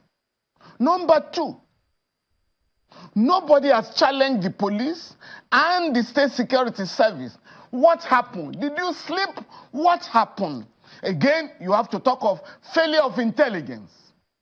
Three, this has become a recurring matter in that state.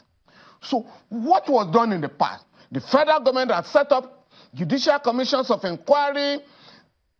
The state has set up judicial commissions of inquiry. So what happened? What happened with the reports, the recommendations? They were never implemented. Those who were arrested in the past, why were they not prosecuted? And I have read some of the accounts where some of the victims who survived said, I know the person that attacked me. So has the government gone to such people to make arrests? No arrest has been made. And once you have impunity, there's no way you are going to stop illegal killings. And of course, the major problem that is not being addressed by the political class, by the governor of the state, by the federal government and all of them, is the refusal of the government, federal and state, to establish ranches for herders, herdsmen. The government had agreed that the best way to stop herders invading farms and killing people is to have ranches. You have a place where you quarter them and their animals. You have grass planted, water will be available, there will be schools for their children. That is the model in the entire African continent. We have less than 20 million heads of cattle in Nigeria. Ethiopia has over 70 million heads of cattle. Botswana, there was a time, I think 2013 or 2014, where the cow population, cattle population in Botswana was higher than the population of Botswanese citizens. How do these countries, African countries, how do they address this problem? It is by having ranches. Now, the last government, the Buhari regime, initially said, I think the Minister of Agriculture then, Audu Ogbe, said, oh, we have acquired 55,000 hectares of land for ranches. At the end of the day, he jumped to be talking of cattle colony, and so on and so forth. But before General Buhari left, before President Buhari left, he made available, and I brought this out, he made available 6.2 billion naira to build ranches in Katsina. Katsina alone. And I challenge other state government on the question of equality of states to demand for the same amount to have ranches in their state. But nobody followed it up.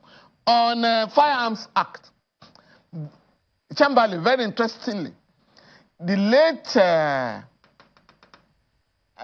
Governor Akeredolu, Rotimi Akeredolu, we call him Aketi, had actually briefed me to challenge the refusal of the government to approve licenses for the Amotekun operatives in Ondo State to bear arms. And I've asked him, do a letter to them. Let us have the refusal in writing so that we could go to court. Unfortunately, the process was on when he took ill. Okay. But what is important, that law is still okay. It's still okay. You need the Firearms Act in the country. It doesn't need any any amendment. What is required, the law should be there. Okay. When it is important, the government may occasionally grant licenses, but for the generality of the people, the government will have to equip the police to this work. Okay. We have to withdraw 50,000 soldiers that are doing police work to do their own work. Well, Mr. That is the only way. A very, very quick one that, before we let you go. Governor Sanwo-Olu had an encounter with an officer, with someone on an Okada who said he was an officer. Let's take a quick look at that video. Look at it. So this was the governor, you know, taking on some Okada riders who are facing oncoming traffic.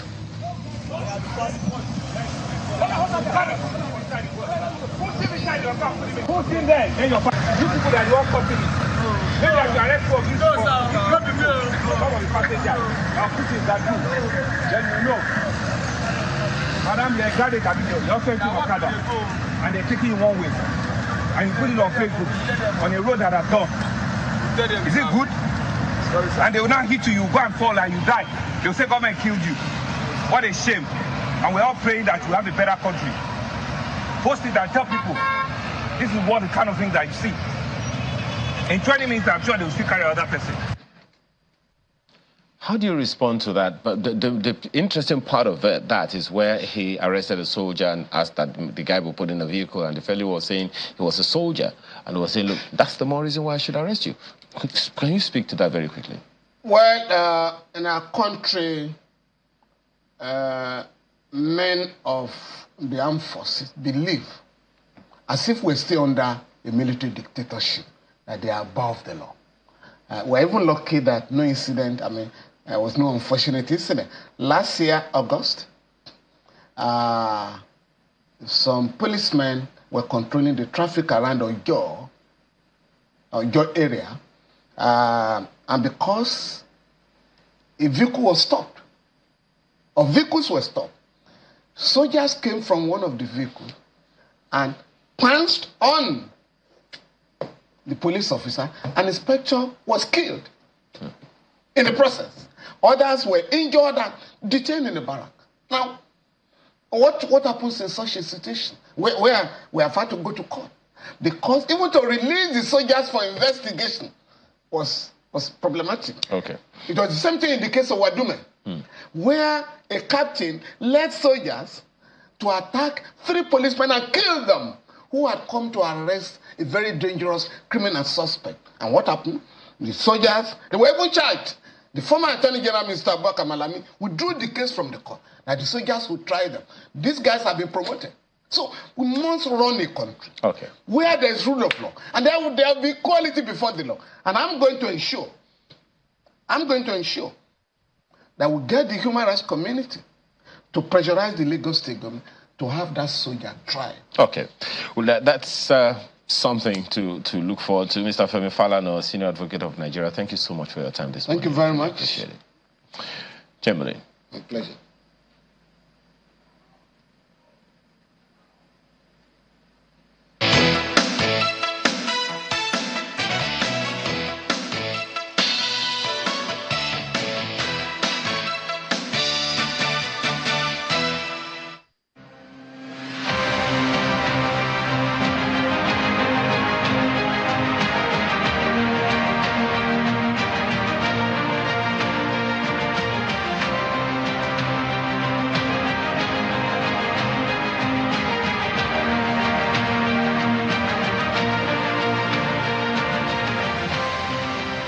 All right, welcome back. So we've got Peter Olumuji. That's I think there's an adjustment there. O-L-U-M-U-J-I. That's Olumuji, right? O-L-U-M-U-J-I. So we'll note that. You're the Secretary of the Command and Control Center for the FCTA. So many don't know that there's a Command and Control Center here in the city. Yes, you were talking about security last time. And so there were questions as to, of course, before now, this quote, one chance syndrome, people entering the vehicle and then they're abducted by those who perpetrate nefarious activities, and so there is concern. You were concerned that that narrative, in fact, some were exaggerating it, putting it on social media. So what is the latest in that scenario now?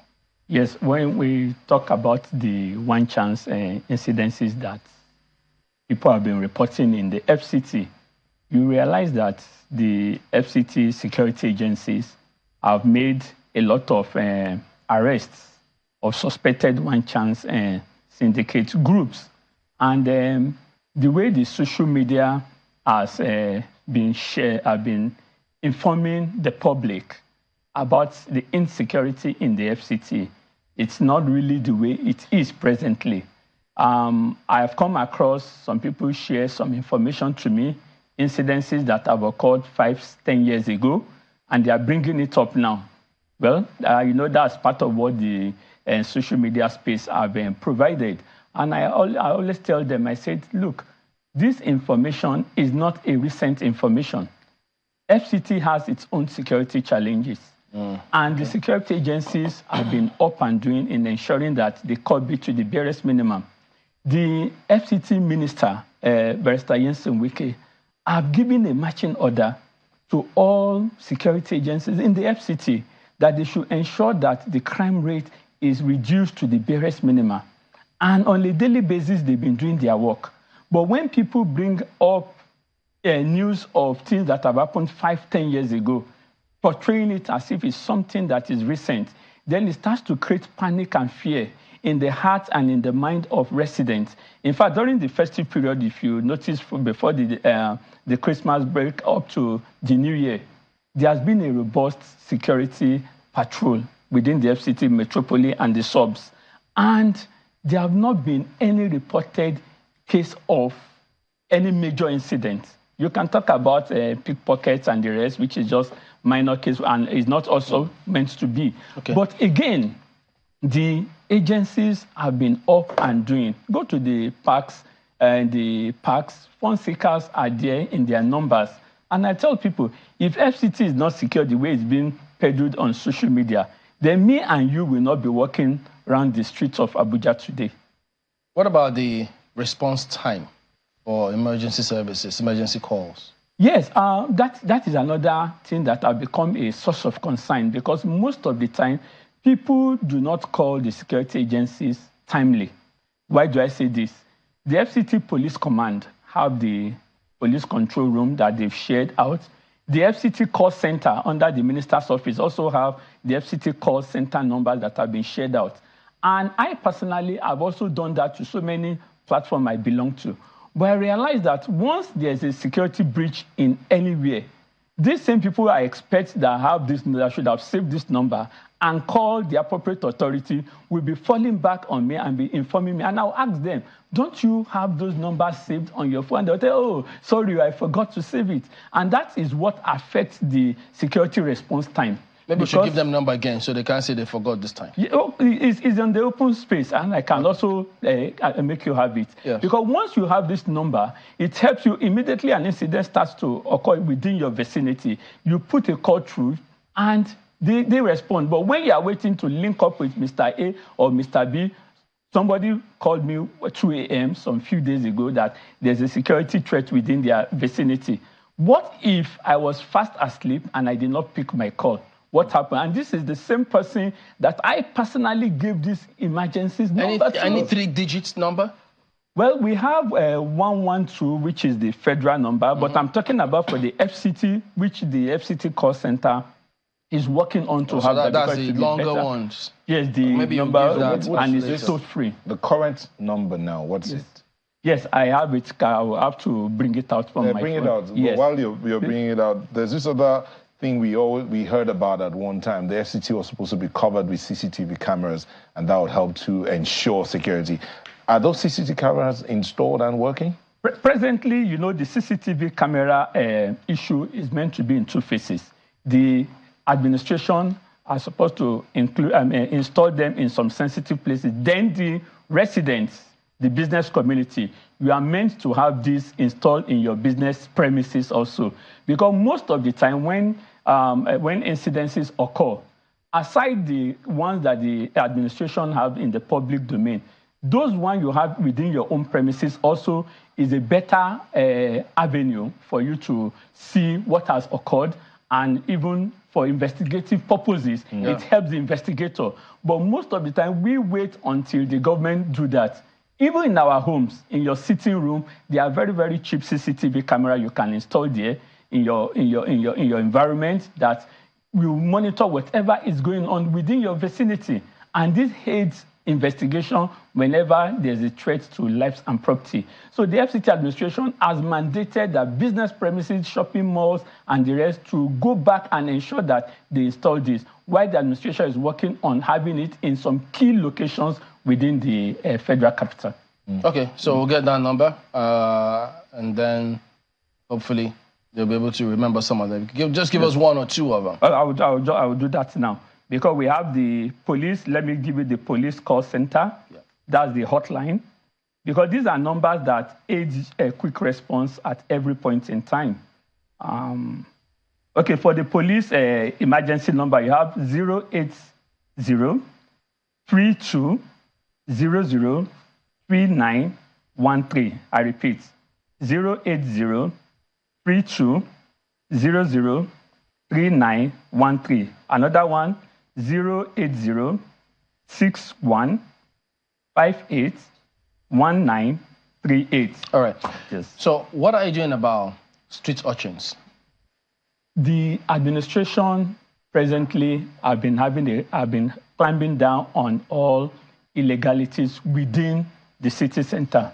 Like the Command and Control Center, which provides security to the relevant SDAs, the VIO, the Abuja Environmental Protection Board, the Development Control, the SDS, have been on a daily basis to ensuring that nuisances within the city center are cleared. And it's a sustained operation. But again, we also want to tell the residents of FCT to play their own parts. We must not allow illegality to strive when we blame the government and we are not doing the right thing. Just like you saw what happened, the video you just showed the governor. There's a law in Lagos State that commercial motorcycles should not ply certain routes, and they are disobeying it. Just in the FCT too, commercial motorcycles, popularly called Okada, are not meant to ply some certain routes, and they are disobeying. So there's a major clamp down on all this to ensuring that Abuja is neat and secured and safe for the residents. All right, so I think we can anchor at that point, but much later we'll get back to you when there are some other matters to look into. So the hotlines are there for you on the screen. You can always get any one of them, get through to the agencies there if you have any emergency or any concern whatsoever. So have those there. And then the CCTVs, he says, well, so wait, it's mandatory now? It's mandatory. Every premises, either business premises or private residence, you must install a CCTV camera. And the good thing about it is that you have this solar type. That is very cheap. You don't need the power. You just install it there, and it's working. And through your phone, you could monitor your premises anywhere in the world. All right, fantastic. So thank you for coming on, Peter Olumuji, Secretary, Command and Control Center for the FCTA. All right, so let's take a look at some messages before we go. This is from Namani Edwin. He says, Prof should understand that politics is a local contest for those with grassroots base. You certainly do not have a stronghold of Edo grassroots politics. That's Ambassador Martin Uhomobi. That's his man for name. And I have this one from Olagunju Oladile, and it says, guns don't kill people, people do. Looking at mass shootings/killings committed in Nigeria, the usual victims are people in the rural areas where there is low access to emergency response time and low educational impact, meaning we have failed to protect them. Olagunju Oladile. Well, this one is from T.A. Abdullahi, who says, we've seen movement that surpassed that of Obi in Nigeria, and that was the Abiola MKO presidential movement, and that, of course, was in 1992-93, before the June 12 elections. Well, that's the show today, Sunrise Daily. Another episode comes again tomorrow morning at 9 a.m. Thank you for the privilege of being a part of your morning. I'm Ayo Makinde. Have a wonderful and productive day. And I'm Nelt. I like the way Ayo calls his name. Ayo Makinde. Interesting. I'm Nelt Taigbe. Go out there and be the best of you and have a fantastic day. Well, you can borrow it if you want. So, I'm Chamberlain, so goodbye.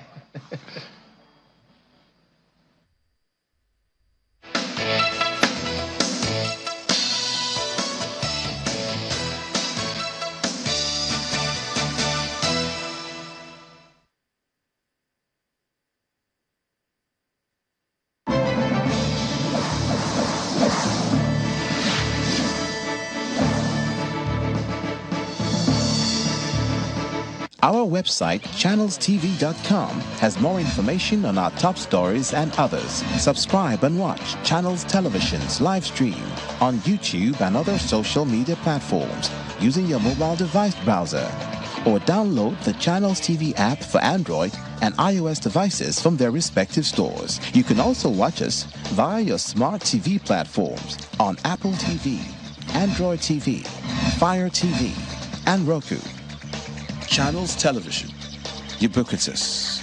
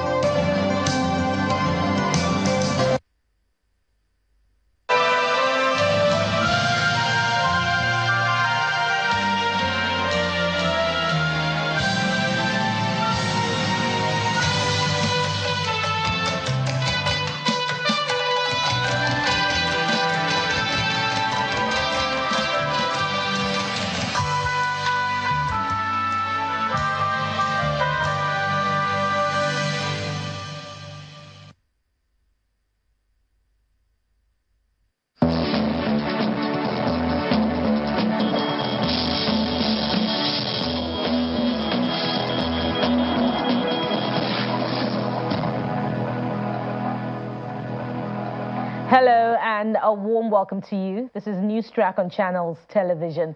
I am Bukola Koka, and these are the stories we're following for you this hour. At least 12 persons have been confirmed killed by Boko Haram terrorists in a recent attack on Garitamawa community in Chibok local government area of Borno State. Chibok is a southern Borno local government area which has had communities devastated by terrorism in the past 14 years, with many abductions by the Boko Haram terrorists. The Borno State Police Command, which confirmed the attack, says 2 other persons sustained injuries when the gunmen drove into the community in Hilux vans and motorcycles in large numbers, shooting sporadically.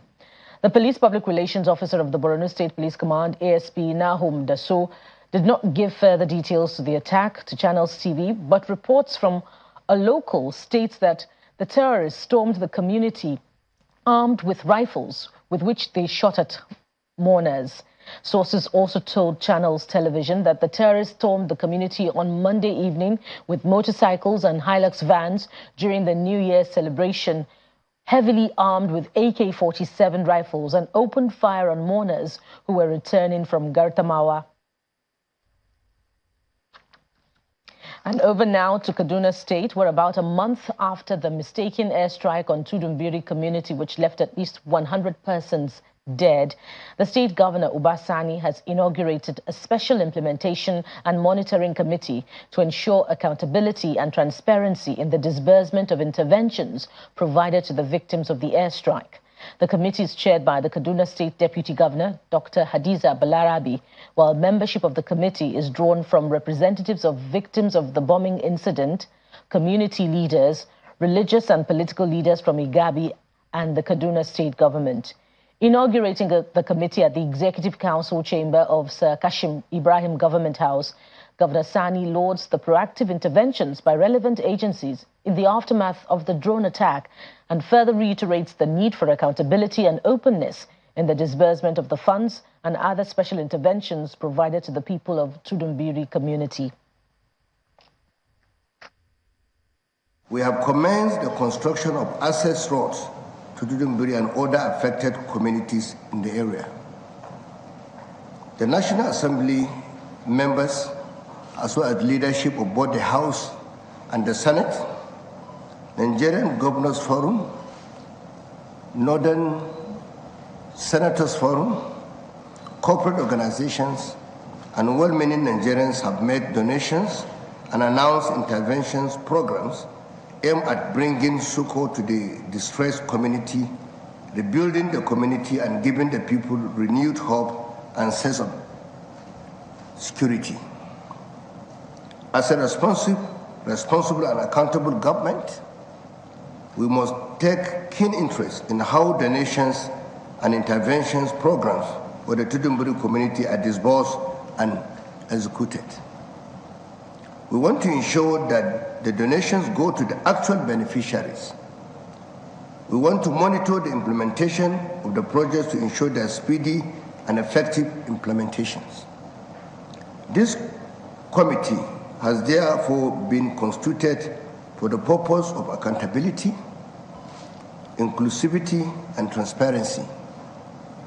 The committee will serve as the implementation and monitoring mechanism for Tudunbiri projects and funds. And now to the North Central, where the chairman of Akwanga local government area of Nasarawa State, Safiyanu Isa, and 3 others who were abducted have regained their freedom. Spokesperson of the Nasarawa State Police Command, DSP Rahman Nansel, confirmed the release to Channels Television in a phone conversation on Wednesday morning. He said Mr. Isa and the 3 others were released at about 8:45 p.m. on Tuesday in Andaha village of Akwanga local government area. Mr. Nansel adds that they were released as a result of sustained pressure from combined security agencies. And after their release, Mr. Isa and 3 others are receiving medical attention at the Federal Medical Center in Kefi. The chairman and 3 others were abducted by gunmen at about 8:30 p.m. on Monday in Ningo village of Akwanga local government area. And more on security. The Christmas Eve attacks, which claimed the lives of about 200 people in Plateau State, could not have been as a result of farmer-herder crisis. This is the submission of governors under the aegis of the North Central Governors Forum, who have blamed the incident on what they describe as sheer act of criminality, which must be treated as such. The chairman of the forum and governor of Nasarawa State, Mr. Abdullahi Sule, stated this when he led 2 of his counterparts, Reverend Father Hyacinth Alia of Benue and Umaru Bago of Niger, on a condolence visit to Plateau State, where they donated 100 million naira to the victims of the attacks. Governors from Nigeria's North Central region are the latest to visit Plateau after the Christmas Eve attack on some communities. Bago from Niger. The chairman of the forum, Governor Abdullahi Sule of Nasarawa State, leads the delegation in the company of Governor Hyacinth Ali of Benue State and Governor Umaru Bago of Niger State. They are joined by officials, federal lawmakers, as well as traditional leaders from the states. Plateau is in north-central Nigeria, and the governors want the attack to be treated as a criminal act. We cannot allow a few people, for whatever selfish reasons, to come in and destroy all of us. Because at the end of the day, those who are suffering have nothing to do with this minority. It's innocent people that are being slaughtered, are being killed by criminals. Because that's the word to use for anybody who will just come. It's not about Fulani. It's not about herders. This is about criminals. And we should take it as such and address it as such. The governors donated a sum of 100 million naira to the victims to facilitate the return of displaced families to their ancestral lands. Bandits are terrorists. There is no other word to explain it. Kidnappers are thieves, but bandits are terrorists. And we need to label them as such, so that we deal with them as such. The Gwangwam Jos appreciates the gesture and makes a case for the establishment of the North Central Development Commission to address some of the challenges in the region. We are Nigerians, bona-fide Nigerians, and we deserve to be recognized accordingly. And so what is good for the others is also good for us. There are no dams in North Central State. Because we can, like His Excellency has noticed, we can do both dry season and rainy season farming effectively. And it will surprise that vehicles from Burkina Faso and far countries, they come in here. The visit of the North Central Governors Forum to Plateau State to commiserate with the government and the people has also opened the opportunity for the region to curiously look into various issues. The North Central governors are united, and from what you heard from one of us, we are now eager to ensure that we make impact in our various states and the North Central in general. As a matter of fact, we are already planning a security and economic summit jointly by the North Central. We have met a few times to discuss about this joint partnership. The governors are insisting that those behind the act must account for their actions and brought to face justice.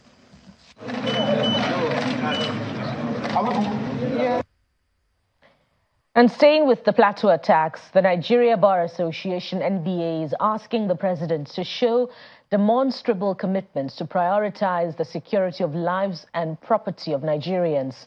In a statement by its president, Senior Advocate of Nigeria, Yakubu Maikyau, condemned the December attacks by bandits in Plateau State, as well as the earlier drone strike by the military on Tudumbiri in Kaduna State, which claimed the lives of over 100 Nigerians. The NBA maintains that government, through our armed forces and other security agencies, must ensure that no square inch of the Nigerian territory is left ungoverned.